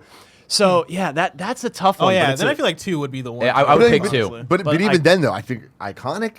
I think Oh, one For Xbox, I think Okay. so. Yeah, I think the leading into Left 4 Dead 1 was a moment in time. Like I remember everyone was like, "This sounds like a new experience like we've never had before." So but I would interesting. argue that's PC. But I'll put it down all on right, this. put for it on now. the list. All right, I gotta get Comment section, have my back, please. I gotta get this is one where I will kill anyone here and dump your body in the bay if you try to argue Mario with me. Odyssey. Exclusive, incredible. My second favorite role-playing game in my entire life, Mass Effect 1. Wow, Yeah, you that's- went wow. there. You went there. I couldn't get into Mass Effect 1. I played for a couple of hours. I was driving the Mako. I'm like, I can't. My But argument then again, I'm not really into RPGs. would be Mass Effect 2. See, Knowing Yeah. that Mass Effect 1 was the exclusive, but I feel like it's another Assassin's Creed 2 situation. And I just like And there's Xbox owned that conversation. the thing is, what's funny about this is I used to have a Mass Effect jacket. I forget how I got it. Just one of these things through work. And when I would, people would actually like comment on it on the street sometimes, and I would always ask, oh, which one's your favorite? No one ever said 3, but it was. I swear to God, it was probably 50-50 between 1 and 2. Really? Like there are definitely. no, I do know people that love the first one. Because even the over first second one, the story is incredible in the first one. The strength of the story in 2 isn't in the plot with that dumb like giant Terminator thing at the end. It's in the companion stories, the individual companion missions that you did with your party members. But the story in 1 was just like a total, like BioWare set out to make a space opera, and they did it. The Citadel felt like this incredible, massive center of the universe place. In Mass Effect 2, the Citadel was like reduced to like a hallway. It was reduced to nothing. And it was more of a role-playing game than 2. 2 made it more of an action game, and a lot of people love that. But this was one that you could argue about all day. But for me, it's because it was 1. It's iconic. It was exclusive. It was before, because then it was EA bought BioWare after 1, and then so 2 came out simultaneous on PS3 and 360. Yeah. Quality aside, though, would you think that 1 is more iconic to Xbox than? I mean, 2? I personally do, but I know there are so many. I think it could go either fans way, of 1 or 2 2. out there, but we cheated when we did our at IGN. We did our final top 25 Xbox 360 games ever. We cheated. Our number 1 game was Mass Effect Trilogy because they did release them all as a bundle later. Yeah, that's right. Yeah, it's a. Tim's not impressed. It's tough. That's some cheap ass shit, but I get it. We did put Halo 1 and Halo 2 on. But those were were never released released together. together. Took up That's 2 true. spots. We didn't do the Halo series. And I don't think that Mass Effect 1 and 2 would make the 2 out of the 5 spots on this. I think I agree. one has to be there. One of them has to be there. I mean, before you say has to, there's still a lot of games we There's can throw a out lot. there. Yeah, but BioShock. Mass Effect though is one that I'm like, you gotta do that. Well, BioShock though, yeah. yeah. That was my next Yeah. one. Which That of was the my 3? next one? I'd say the first 1. one. Oh, 1. Yeah. Yeah. I mean, it was I like 2, or not 2. I like Infinite the best, but it was exclusive. Yeah, BioShock, until it wasn't. But Yeah. I mean, like it was an Xbox. The Big Daddies, game. the little sisters. It was. I remember that trailer too, where it's kind of just like kind of Creepy as creepy. all You're just shit. walking around. You hear like this girl. I think she's just like laughing, and the Big Daddy comes up. And you're like, oh my god. You know, I talked about how bad outside of Halo 1, the first year the original Xbox was. Contrasted to the first year of the 360, which again that's all before the PS3 even came out. Yeah. You had Call of Duty 2, day one launch title, which took Call of Duty to the next level. Tony Hawk's American Wasteland. Thanks, Tim. You had that's a game. You had Oblivion. You had a game that I'm only going to mention it now, just kind of in passing, but Fight Night Round 3, which was just visually insane. Yeah, and I think because it was also fun as hell. Tied to Xbox because next gen didn't exist anymore. That's right. At that point. That's right. But Game has easy achievements. and then you had There you go. Ghost Recon Advanced Warfighter in the first year. Actually, it came out the same month that Oblivion did, right at the beginning there. Again, probably not quite for this list, but it visually, that if you guys remember, Graw looked insane. It did. Yeah. It looked insane. It looked very. I mean, honestly, futuristic, I feel like I'm gonna put that on the Okay, list as let's do it. because that definitely Yeah. that was such an important title for Xbox. And then 360. and then again, so I'm just talking first year of the 360 as sort of the side conversation. and Cameo. Hey, I like Cameo. I thought it was okay. nuts and bolts. You guys just mentioned we just talked about BioShock. Dead Rising was I have also Dead Rising on my in list. the first yeah. the For me. first year. I didn't even think about The that. first year of the 3. All this before the PS3 sold a single unit. Yeah. Dead All Rising of these was- incredible to me, video it's games, iconic. and then Gears came out in. I can't remember if it was October or November, but I think it was slightly after it was that holiday, but I think the PS3 had actually released. But the first year of the 360 was incredible. Remember- Sorry, go ahead. Go for it. Oh no, because I'm about to transition. To something Okay. else. Yeah. Dead Rising, you couldn't see the text unless you played on in it. HD. That's right. It was just like the subtitles. text. It's just like white, Yeah, tiny yeah. Oh man, blurs. yeah. I remember that period of time because I had a the standard. transition. Yeah. Standard But, television. yeah. Captions were the worst. Dead Rising was. We haven't I said love the it. word Halo at all yet. I don't think. Right? Yeah, and I mean like Halo 3. Halo You 3. know, It's my I feel favorite like- Halo in the whole series. I feel like Halo 4 would not make this list. No. No. But It I was- think that Halo 3 has to. What's the word on Reach? Oh, and then Reach is great, but like I feel like ODST and Reach, for different reasons, it just hit a point where it's like, oh, it's more Halo. And Reach is probably my favorite, but A lot of people have the love Yeah. for Reach. For me, the multiplayer wasn't there on Reach. For Reach, hot take. Reach is my least favorite Halo. really, Yeah, I didn't. It's mine too. I didn't care about the story. Wow. Just because it was. I don't You know. knew the outcome. Yeah, exactly. My man. Yeah. I don't know anything about like Halo lore, but even I know like the fall of Reach. So as soon as the game started, I'm like, all these people die. One Yeah. survived, but I'm like, all Oh, these I people like it, die. man. If I had been on the development team of Reach, the one thing, I mean, it wouldn't have probably changed my overall opinion of Reach but I always just wanted Reach to come full circle, and in that final cutscene, thank you, I wanted it to just pan over to the cryo tube, Yeah. and for Master Chief to step out, for it to just literally come to Well, the he's beginning. in the final cutscene. I know, that game, but yeah. but it doesn't. That's true. It's like- it it's didn't an do Easter that. egg. Yeah. It's Yeah. just so that was. I always you wanted it to straight up be Yeah. Rogue One. pretty much, yeah. Where it's like, Before it Rogue ends One. with A New Hope. Before You know what I Rogue mean? One. That Yeah. being said, I do like Halo Reach. I think it's a good game, but in the grand scheme of all of them, it's my least favorite. You know, I talk about how incredible, how like legendary the Halo 2 map complement is. Reach is the opposite. There was can't name one. There was See? yep. Yeah. There was one that was on the tip of my tongue, and now I can't remember what it is. Oh, Powerhouse. That's it. I think. Is that the one with the water in the middle? Yeah. Yeah. Okay. Powerhouse. Anyway, yeah, like I just read the multiplayer maps, and I didn't like the Spartan abilities as they were Yeah. implemented in Armor that lock game. is the worst thing ever in the Halo so series. yeah, that's Wow. But Halo 3. Yeah. I think Halo 3 is the perfect package. it really brought incredible multiplayer with a player. great campaign. Brought four Halo to player. next gen. Forge. Yeah. It had theater mode, and it's Fucking all Forge. It all worked. Yeah. It was just all in this one game. That's Yeah. right. Yeah, Halo 3, I think. Halo 3, absolutely. there. It's a lock. What are your guys' thoughts on Alan Wake? Ooh. I'm a big fan.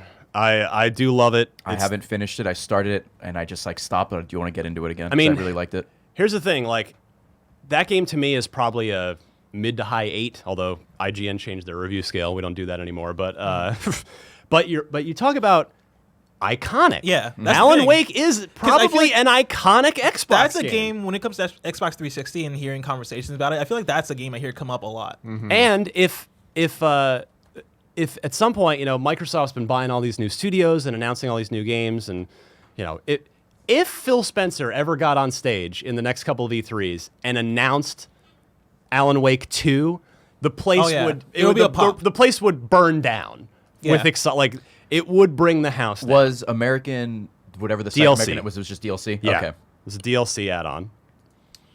Interesting. But like a proper sequel Yeah. to Alan Wake. And Remedy wants to do it. Sam Lake wants to do it. Just need somebody to sign on, whether it's Microsoft or another publisher.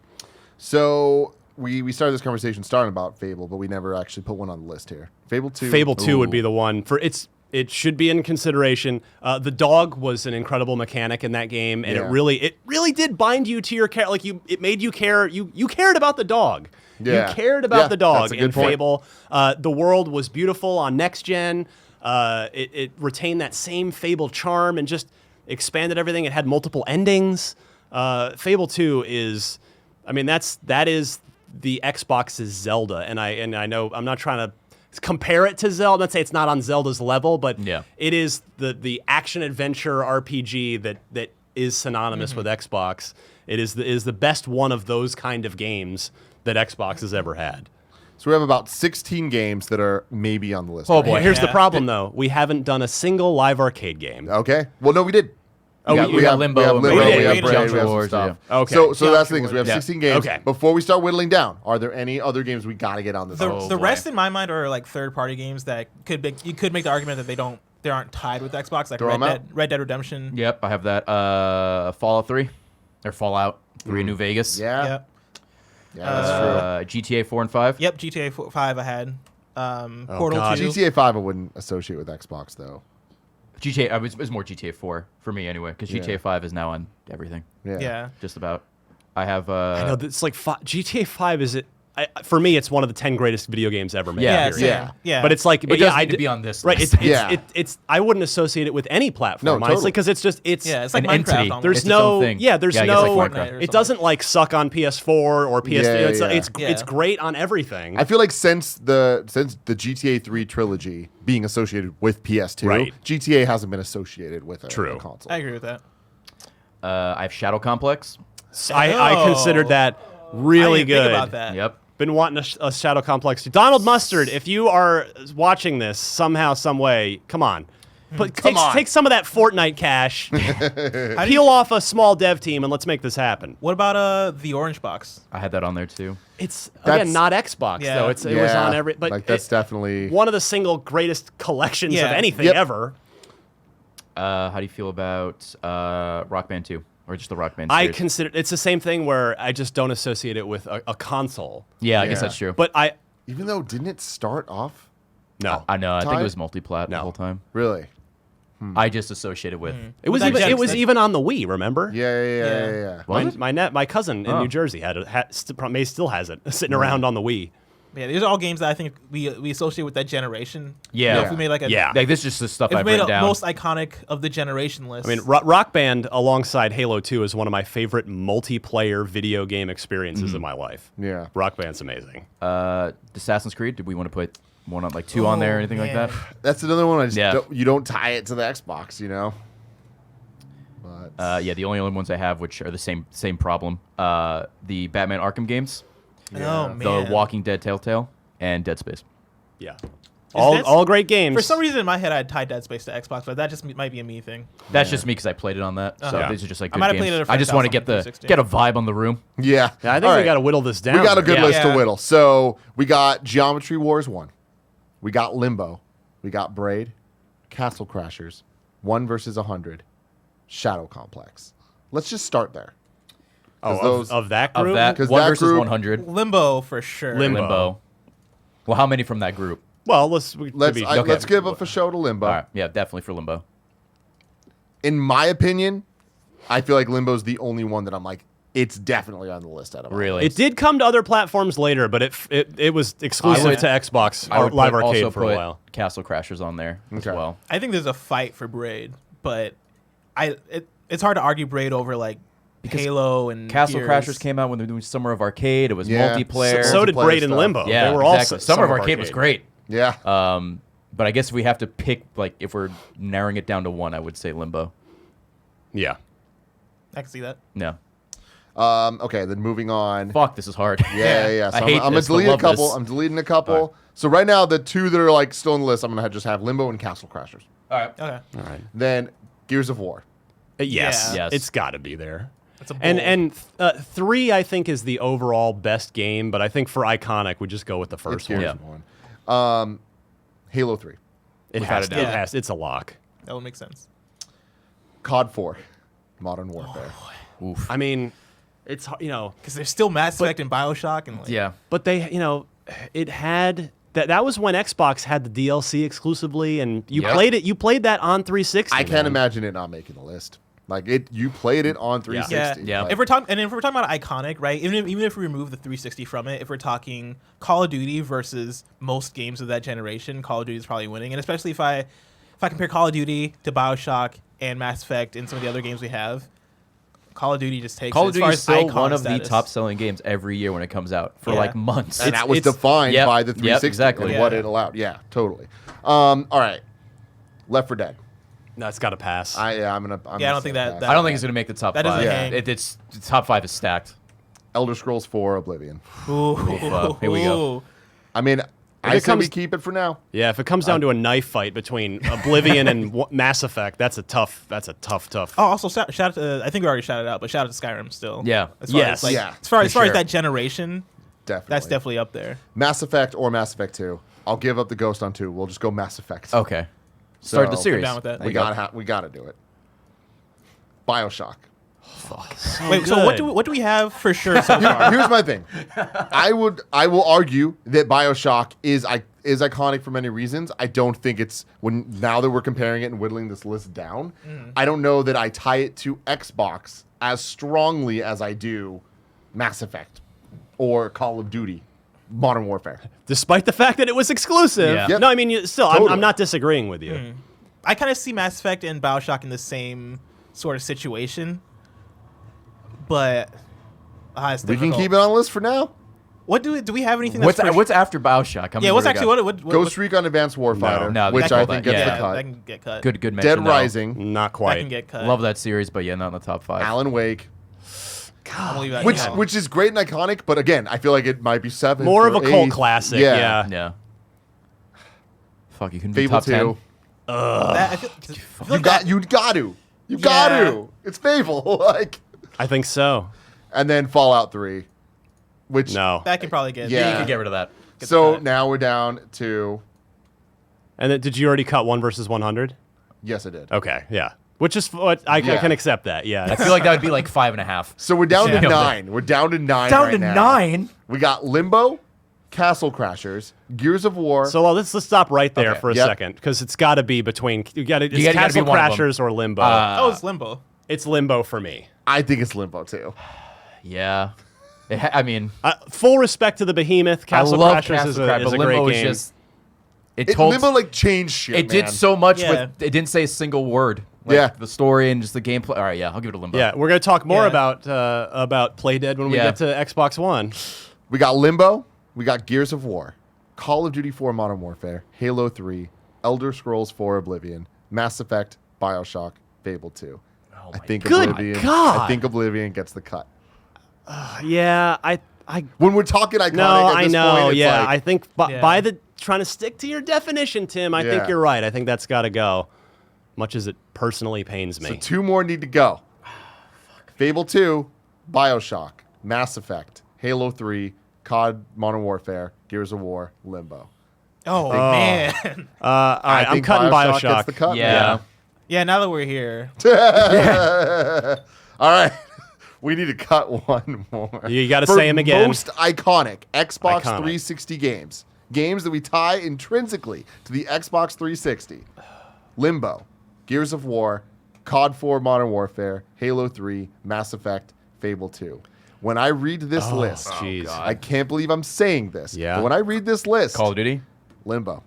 So, well, I'm You're insane. I'm between Limbo and Fable 2 on that. Me I too. think. Me too. Of that group, so I think I would have to. Because Limbo is so tied to the No, I agree. I think Limbo should be on there huge without moment. a doubt. I think you can get rid of Call of Duty. Wow. See, It's hard. I mean, this is all hard. Yeah. Let's be honest, guys. How iconic is Halo really? Let's have the conversation. You know, I'll say it. Fuck Halo. Yeah, all you know right? what? I Do we mean- even like Master Chief in this office? I feel like Halo 3 is still... That was the last most important Halo Yes, game. I Okay. agree. Halo 3 is absolutely on there. I think Gears is absolutely on there. Limbo eventually came to everything, including phones. But yeah, it's just it was the. I mean, Summer of Arcade was such a key. Was that the first Part- Summer of Arcade game? Yeah. So Now- that just kicked now- off a I whole think nother so. thing. Now, here's another argument I'll make against Limbo, though, is if I was really going to look at Limbo and try to define what is it that makes it iconic, I wouldn't say that it was an Xbox game. Correct. I would say It's a that game. it was Yeah, the it's- game that revolutionized what indie games were. Yes. Yes. You know? This isn't that list. All right. Yeah. Let's. I can't believe I'm saying this, but I'm gonna vote to cut Limbo. I vote to cut Limbo because listen to this list otherwise. It's Gears of It's War, stacked. COD 4, Halo 3, Mass Effect, Fable 2. That's the 360. I mean, I would Where you at, Bless? come Fable or Mass Effect. See, That's but where I'm at. Between all this, we're the only two saying Yeah. with the same one to cut. I don't know if you can cut Mass Effect or Fable. You can't. They are 360 games. Limbo right. is just so I good. Limbo's a perfect We're video doing game. it. Now we're moving on. I Fuck. quit. GameSpot, are you hired? You know what's X- crazy about this so far? Everybody agrees with us. Every single person Oh, agrees yeah, all with the us. comments? Single Yeah, person, everyone's yeah. like, oh yeah, this is all great. Yeah. Now I will tell you guys, having this cast talk about these games has been so much better than what we did for the Oh, yeah. PlayStation because it was a disaster and none of us agreed about anything. All right. Let me tell you though, and this is the reason why I'm actually here, is because during the PS1 conversation for 5 most iconic games, you guys didn't even say the word Spyro. Are you kidding me? But Crash though. Yeah, that's what I think. Spyro's better. It's not about better. It's about iconic. Spyro's also iconic. I think they're both, honestly. They are Yeah. both. They are both. But Crash was the mascot, Can't right? even mention his That's what name. I'm saying, man. Throw some respect on his goddamn Show some name. respect on All right. Spyro the Dragon. Xbox One. Okay. Oh, here we go. Finally, I can come out the woodwork. All right. A console I own. Uh-huh. Yeah, rare replay. Put it on there. All right, well that's 1 through 150 or how many What games are does on that say about Xbox One? I love my rare game from the ColecoVision. Oh, dude, I mean, what's Jump- funny is on my Jumpman or list I whatever? even have Jetpack. Halo Master Chief Collection. And Oh, yeah. it's like... I think there are 2 exclusives that, for sure, it's the first one, Sunset Overdrive. Yep. It still doesn't get enough respect. It doesn't. I feel, but it's an Xbox exclusive. My It is to fiance's this favorite day. Xbox game. It's It is incredible. incredible. If you, for all your, I know you probably have a very PlayStation heavy audience. If you like Spider-Man on PS4, Sunset Overdrive did a lot of that. You can see a lot of that DNA. Definitely. I like to think in of Spider-Man Sunset of, Overdrive. as of like a Sunset Overdrive 2. Yeah. If it ever happens. It's just a tremendous game. It's funny. The traversal, getting around the world is so much fun. it's colorful. it's colorful. The It weapons makes- are great. It makes the lamest side missions feel interesting because of what it has you It was doing. fun getting the collectibles because of how you traverse the world. It was Yeah. it was phenomenal. So my thing is, while making the list for Xbox One, I feel like for me, by the time I finished jotting down games, I think I realized that I've not given the Xbox One enough credit for the games lineup, like its exclusive or like tied to games lineup, because I'm looking at certain games and I'm like, yeah, this game did have lineage on Xbox One. Games like Titanfall, Yeah. right? Yeah. Titanfall 1 was originally an Xbox. I think it right. still is an Xbox exclusive, right? Yeah. I look at First Titanfall Titanfall. 1 in the same way I look at Gears of War, and I think that they turned out differently, where I look at it as the start of that generation. Right. Like Yeah. looking into Titanfall was like, that was when everyone's looking Yeah, at I remember Xbox One, watching like, trailers. I'm like, this game looks This insane. this game looks different. The first time I played Titanfall was at Gamescom 2013. And I had not had that much fun playing a multiplayer game like at a conference like that since the first time I played Halo 2 multiplayer, which was at E3 forever ago. It was such an incredible experience to get a game going in Titanfall. And it was IGN's just game of the multiplayer. show at E3 that year. I'm sure it was debuted. Yeah. Crazy shit. And just multiplayer. No Yeah, single player. I that- mean, that's- Titanfall So, 2, yeah. I think, is better Yep. all around. Oh, of course. But yeah, Titanfall 1. for Xbox. Yeah. Tied to Xbox. Yeah, so you can put that on the list Yeah. for sure. And then the other one, I think, I'm choosing the most recent one because it's the best, but they're all great. Forza Horizon 4. Yes. Yes. Forza Horizon is probably my favorite exclusive, or my favorite like It's- exclusive on Xbox One. Forza Horizon has become, no disrespect to Turn 10, but Playground Games in the UK, who does Forza Horizon, Horizon's better than Motorsport is. It's like Motorsport's been a great series for a long time. Do you going think back it's like to the arcade aspect and just that it's more freedom I think it and was the stuff? Fast and Furious DLC Well- that really like. Back to And that Vin is- Diesel. and the Lego DLC. But you know what it is? It's Yeah, it's Vin Diesel in that Xbox lineage. Forza Motorsport is by design a brilliant hardcore simulation racing game. Forza Horizon is a driving game. So good. That's the difference. It's not a race. It can be a racing Yeah. game, but all you have to do is like cars. You don't have to want to like just the social aspects of Forza Horizon and driving around those stunning worlds. Like it was Australia in 3, and it's England in 4, and it was the south of France in 2. 2 is stunning. They're all. I mean, it's those games. The way I would best describe the Forza Horizon games are that they are, and I'm talking to like 1 was good, but 2 is where they figured it out. Yeah.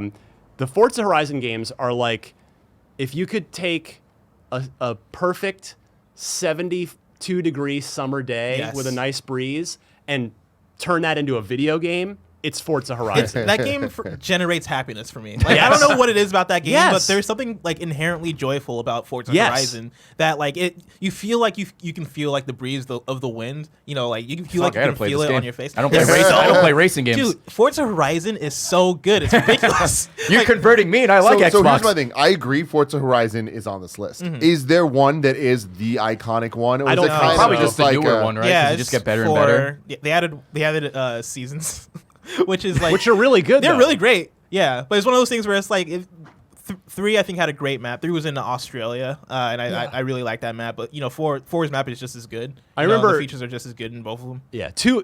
I remember it was so brilliant, and I actually went out to Playground to see that game. That was actually our very first IGN first. The first one. I went out there, and I remember like I knew right away. Like I've been doing this for like 17 something years. I've kind of got the Spidey sense now, where like when I see a game, like I generally have a pretty good idea of if it's going to be special or not. And like I knew when I saw Forza Horizon 2, and then it turned out great.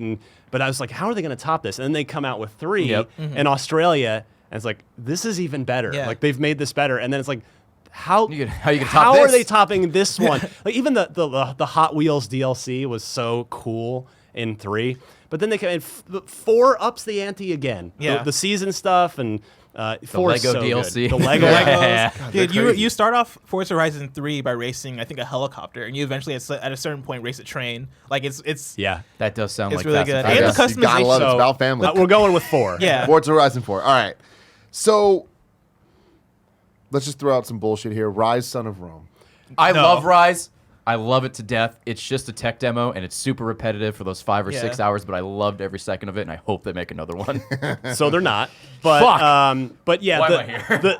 the thing is, you're right. Like the big knock against that game, which is totally fair, is it's repetitive. Yeah, it is. The combat's good, but it's just repetitive. But repetitive. the story is really, really is. good, and Marius, the lead character, is really good. Spoiler: he won't be in the sequel if there ever is one. But yeah, does it make this list? No, but is it near and dear to a lot you of should Xbox absolutely owners? play it if you haven't. Yeah. I feel like there is a Rise that makes this list though. Yeah. Or that at least gets a discussion. That's Rise of the Tomb Raider. I think that's the best of the reboots. The one of the most infamous exclusives because it Yeah, caught them a lot of flack for Fair or Not. Did it? For having people were real mad Oh, about because- that. what was the one before that? It on was both? it was that's why. multi-platform. Okay. Yeah, and it also came out. Rise of the Tomb Raider came out the same day as Fallout 4, which I remember vividly. But you're right. I think Rise of the Tomb Raider is the best of all of the modern Tomb Raiders. and it's my favorite, and it was exclusive for a year. Which I and- think made it iconic. Yeah, It's like it was and- infamous, but I feel like when that, I forgot what they called it, the holidays of Xbox or the greatest lineup in Xbox history or whatever the hell it was. And like you see, like there was like posters of like all their different faces in a car for Forza.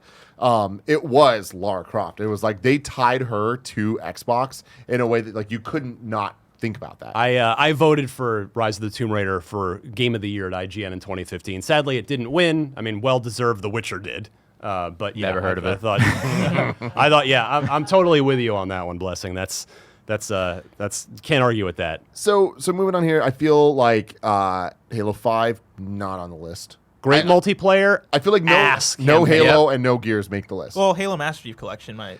Maybe, might. perhaps. Maybe. Would that be cheating? Because then it's just like the same games, but on like Yeah. Xbox One.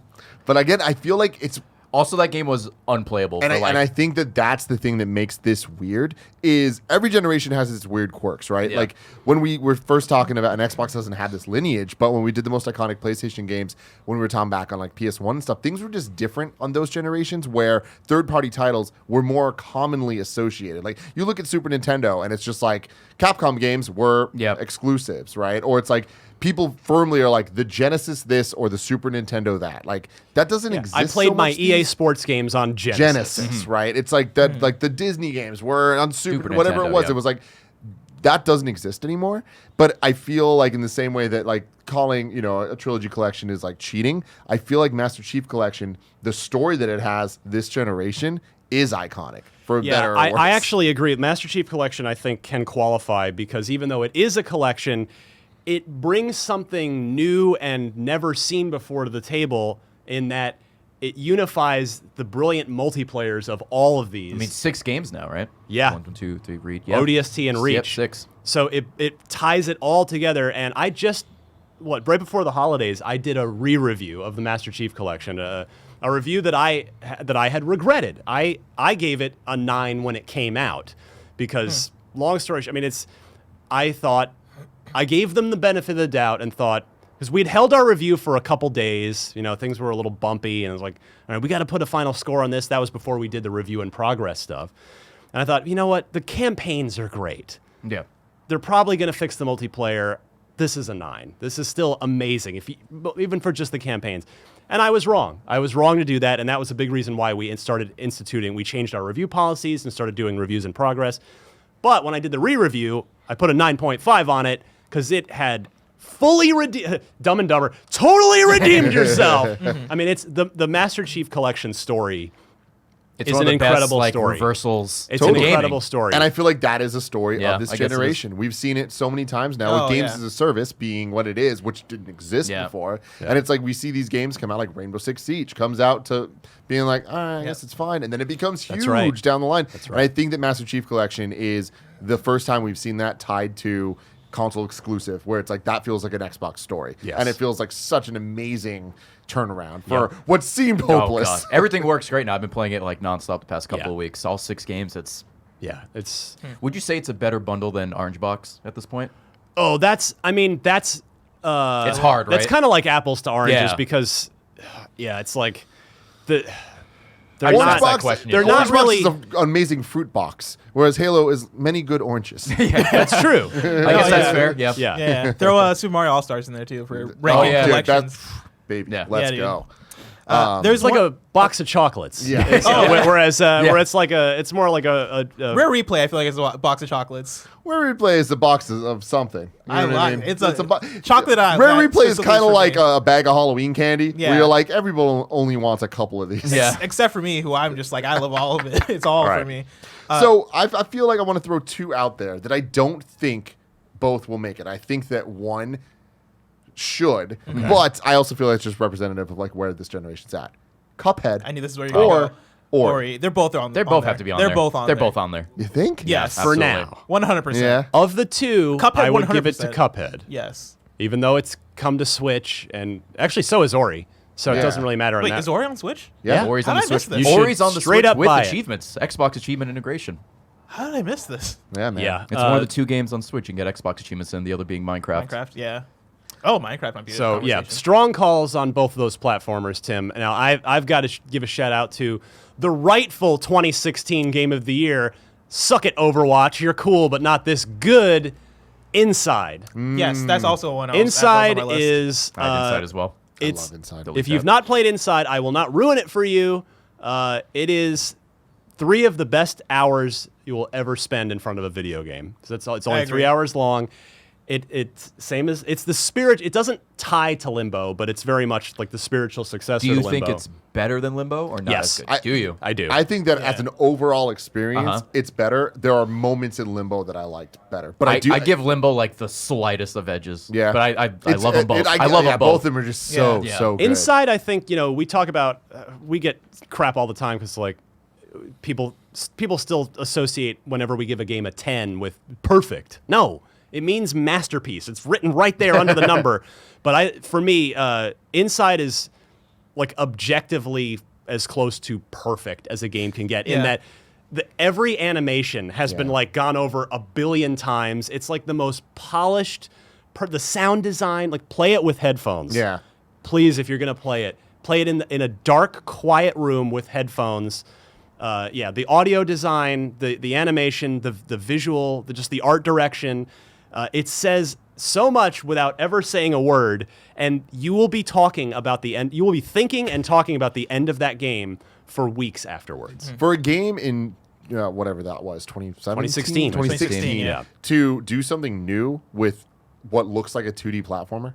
Right, like that, or a 2D game. Yeah, like that's crazy, and like I totally agree with you. Where it's like this game is really an example of what video games can be. Yeah, I think Limbo. I will say, I think Limbo had better puzzles than Inside did, but I still think Inside is overall a better game. I like to think the devs just still don't have a story guy, so they're just like, we got to keep making games with no stories, so let's just put in some kind of artsy stuff. It's the opposite. Yeah. It totally has a story. Yeah, it has a story, but it doesn't tell you it directly. Really quick question from the Peanut Gallery.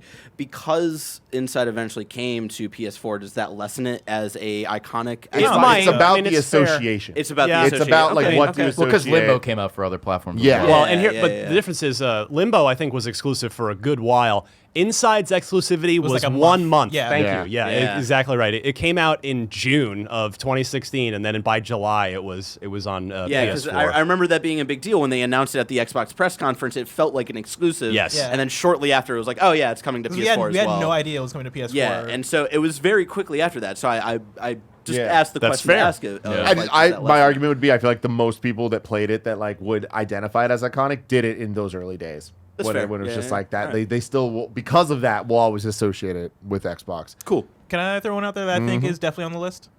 PlayerUnknown's Battlegrounds. Oh, I would actually go to the mat with you on this one. Really? Yeah. I get that like it was console exclusive for a while on the Xbox. I just don't think it's that good of a game. No, I couldn't get into it. I don't think it's that good of a game. On PC or on Xbox Period. specifically? Really? I don't think it's that good of a game. I feel like And when it Again, came to quality Xbox, doesn't matter, but again, I associate it with 'Cause I don't- it was a PC. broken fucking mess. It I don't when it disagree. I came- don't disagree with you because I actually had this conversation like on the website I was on about how like we were doing like Game of the Year top 10, right? And people were arguing for PlayerUnknown's Battlegrounds. And I was like, that game runs at 10 frames per second on Xbox. There's no way this is the top 10 of the year. I remember watching Destin Legary play it in our office, and watching it, I was like, I don't ever want to put my hands on the controller with this. It's just like it's a mess. I mean, I know it's better now, obviously. Yeah. But Oh yeah, but I think it belongs because one, I feel like whenever I log into my Xbox dashboard, it's always there.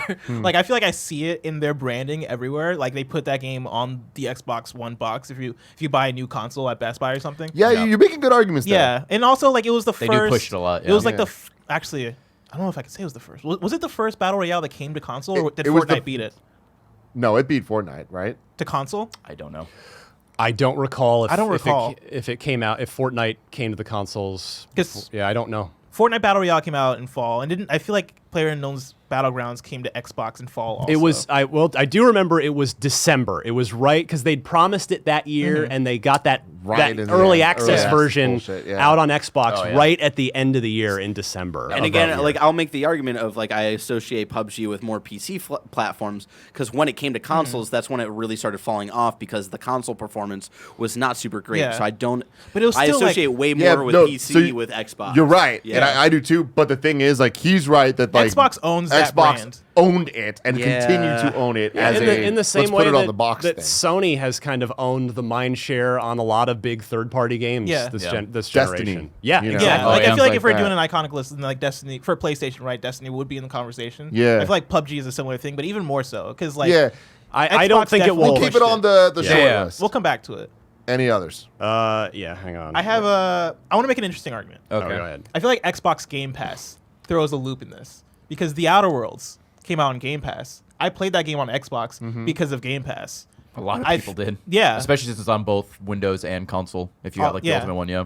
And so I feel like I connect that game to Xbox in a way that I don't connect it to PlayStation because of Game Pass. Absolutely. That and Outer Wilds. That's fair, but then when I remember when the NPDs came out, it had sold more on PlayStation, but of course NPD doesn't take Game Pass into account. So I don't know. I feel like I would respectfully disagree that there's an Xbox association to it. I think Outer Worlds was a great example of showing off the value of Game Pass. Like, hey, if you're subscribing to this already, It's you included. don't have to pay $60 on your PlayStation 4. Just come play it right now on your Xbox. But it's a weird one for sure. I agree with where you're going with the Game Pass thing. I just don't think Outer Worlds is the game. I think that we will get a game that is much more associated with Xbox than anything else. Crackdown 3. Oh yeah.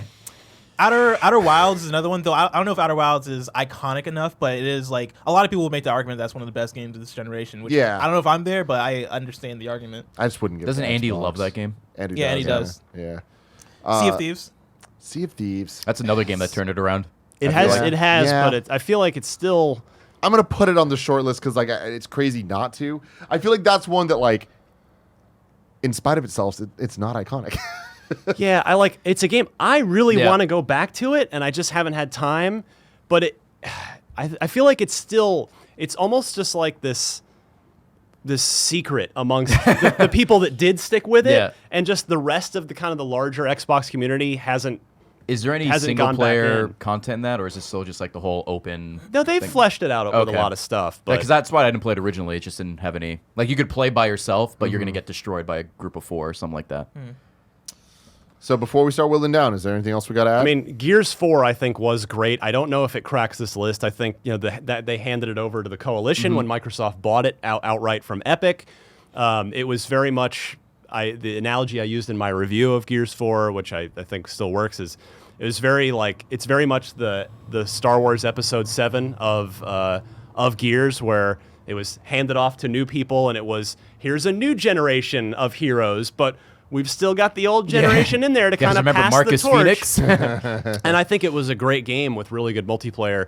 Whether it quite cracks this group of 5 we're trying to get to, I'm not quite sure. What about Gears 5? I love Gears 5 as well. I personally like Gears 4 a touch more, but 5's real good. I mean, we gave that. I think we gave it a 9. So Gears 5 was one of my favorite games of the year. Gears 5 was a lot of fun. But I just think that Gears this generation, it misses the iconic boat. It's just something that happens in the background at this point. What about State of Decay 2? I love the first. In fact, I'm now that you bring that up, I'm kind of sorry we didn't bring that up on 360. Oh yeah, I don't think it would have made our list. We just tortured ourselves on that list. But no more. But yeah, the original State of Decay came out. It was this new developer, Undead Labs, and like that's the zombie game I've always wanted to play. Where secretly, State of Decay is a role-playing game. You're managing relationships. You're managing resources. You've got like your skills and stuff. Yeah, like your skills. Yeah, it's like it's not a shooter. It's not an action game really. And then I remember being so excited for 2. It's got permadeath. So you can use a guy. But 2 just unfortunately, even though it did expand things, there were still, we thought, well, now they've got more time and a bigger budget, and they've been, they're working, it's going to be a $60 game, or I guess it ended up being, they went with 40, but still too many of the same bugs and glitches and just rough edges on State of Decay 2. So I'm hoping the inevitable 3, State of Decay 3, gets there, but yeah, 2, I wanted to love it more than I ultimately did in the end. All right. For me. The Remedy game before Control. Quantum Break. God, Quantum Break. Quantum Break. Yeah, I think that was a No? swing and a miss in terms of breaking through to major success. Yeah. You know, Gotcha. I'm not really talking about the quality of the game, but just in terms of like that could have been something special that people talk about and like will remember the generation by. I just don't. When we move forward, when we're 2 generations later, no one's gonna be talking about Quantum Break. You True. know? Fair. Very true. There's another one I had. Forgot what it was. Come back to me. I'll remember it. We're closing in here on like the final, just getting things on the list before we start whittling down. Shoot, what Let's was do it? it. I had a. Well, You want to look? You got it on let there? me look real quick. I don't think I have it on here. I'm not sure. We have 10. That's We have 10 on the okay. list right now. Okay, let's get I into think it. we All right. put The one down. that I'm thinking of is not going to make it. So, Sunset Overdrive. Lock me in on Yep. that. Yep. I'm fine with that. Titanfall. Maybe. We'll see. Yeah, I don't Okay. know. I'm not married I don't know to if it. it hangs, but Forza Horizon 4. for sure. Yeah, lock you it need in. a Forza game on there, and that seems the best one. Rise of the Tomb Raider. Maybe. I put that as a maybe. Yeah. Okay. Halo Master Chief Collection.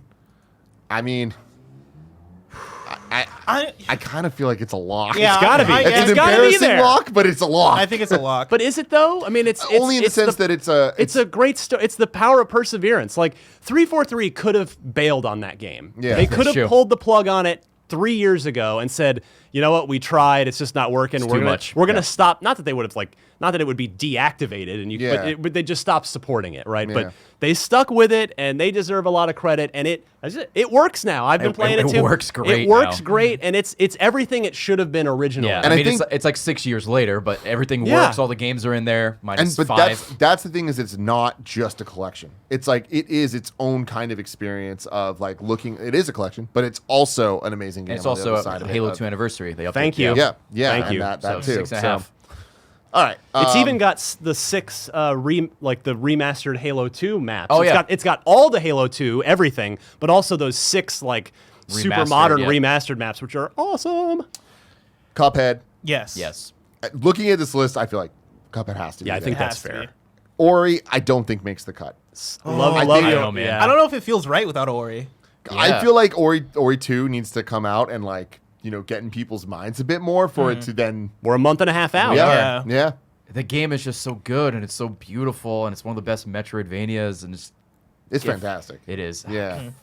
I do Well, think what that else? only What, that what or else, what else is there? Inside PUBG you can't- and Sea of Thieves. Okay, Oh, cut boy. PUBG, Yeah, I cut Sea of guess- Yeah, yeah. Thieves. But see, I gotta go. I Remember, gotta see, we're I- not talking quality. Yeah, I know. yeah. Yeah, I still kind of fight for PUBG. I feel like they own that game and push it cut and Sea of so Thieves. hard. Like I feel like if you go to the Xbox website right now, you'll probably see PUBG like branding on there somewhere. All right. Here's what I'm gonna do. I'm gonna take Cuphead off of the for sure list because there seems to be a little debate. On Cuphead? Yeah. Well, I think it's either Ori or Cuphead. Like I feel like it's not. How both. dare you? I think it's I both. love both. Yeah. You think it's both? Remember, we're only doing 5. Oh, wait, how many do we have? Oh, by the way, So- the one I was thinking of that's not gonna make it is Dead Rising. But yeah, So starting here to lock in our 3 that we have is Sunset Overdrive, Forza Horizon 4, and Halo Master Chief Collection. Is there any Perfect. flinching on that? I would No. put both Cuphead and Ori above Sunset Overdrive.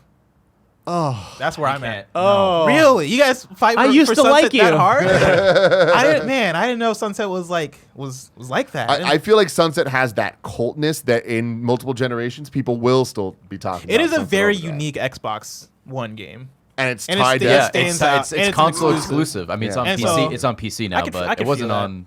not for a while. So for a we're long sticking time. here. We're sticking with Sunset Overdrive, Forza Horizon 4, Halo Master Chief Collection. We have 2 spots left. Those Cuphead 2 Ori. spots are going to go between. They could Okay. be Titanfall, Rise of Tomb Raider, Cuphead, Ori and the Will of the Wisps, Inside, PUBG. I said we cut Tomb Raider. Where's Ray Replay? It's for me. It's Cuphead. wasn't It's joking. Cuphead and Inside for me. Yeah? For those last 2 spots. I think Cuphead's there. iconic. because Inside is the best game out of all those. Mm-hmm. If we're talking about iconic Xbox One games, I'm going Ori and Cuphead out of those. But also, where's Rare Replay? See, I feel like I'd go Cuphead, Titanfall. I think I would go Cuphead and Ori. I mean, it sounds like Cuphead Ori. Seems like it's ruling out here. God, Cuphead is this for is sure. hard, I man. mean, I wouldn't stomp out of here angrily if we go Yeah. with Cuphead and Ori. I mean, So, all right. There we go. Ladies and gentlemen, we've done it. first Inside was denied the 2016 Game of the Year. Now it's denied the place on the kind of Still funny. wondering where Rare this Rare hurt Replay me. is. I'm like exhausted. Jet Force mentally. Gemini is on Rare Replay. Show some That's respect. true. I totally You're right. forgot And the, Banjo-Kazooie. You're proving your own point. And Decimals, and Perfect Dark, and I Perfect Dark forgot Zero. for the 360, Crackdown 1. Yeah. I think I thought about it, but it's like the reason I Crackdown would say it deserves is a shot. because it had the Halo 3 beta. So Yeah. I think Crackdown will always be associated because of That that. is such a good point. But you know what? Really? We missed it. Yeah, we I missed just it. remembered. Crackdown, Sorry, honorable comments. mention Sorry. for sure. I don't think it would have beat those other. Yeah, that's my 5 thing is games. I I don't don't think- I just want to talk about Yeah. it. I don't think Crackdown would have beat Gears, COD 4, Halo 3, Mass Effect, or Fable 2. But Maybe Terry Fable Crews. 2. Maybe. No. But all right. Yeah, there we go. No. So, here we go. The most we go. iconic Xbox games. Xbox One, or no, Xbox OG. Yeah. Halo, really gotta fix their naming Halo scheme. 2, Star Wars, Knights of the Old Republic, Ninja Gaiden, Splinter Cell, Chaos Theory. This is in no specific order, just No, five, no right? order, Okay. just 5. Xbox 360, Gears of War 1, Call of Duty 4 Modern Warfare, Halo 3, Mass Effect, Fable 2. And then the Xbox One, Sunset Overdrive, Forza Horizon 4, Halo Master Chief Collection, Cuphead, and Ori and the Will of the Wisps. Now it's You all know, of them. the Xbox has had a pretty damn good run when you There we list go. those. When That's it, man. those 15 games. And I mean, feel good about that list. yeah. I don't know, man. Rare Replay. I got respect for Sunset Overdrive, but like, come on, man. Rare Have you Replay. played it? I played some of it. How What much? was the Xbox Like One an list hour. one? All right. See. Xbox One list is Yeah. Sunset Overdrive, Forza Horizon 4, Halo Master Chief Collection, Cuphead, Ori and the Will of the Wisps. All of those are on Game Pass, I believe. And there you go. There you go. Yeah. What a wonderful service. What a That also wonderful has Rare service. Replay. Yeah. All right, ladies and gentlemen, we're going to get into the Patreon post show just for a little bit. We're going to be doing predictions of what we think the most iconic games from next generation are going to be real quick. Whoa. All right, until then, I love you.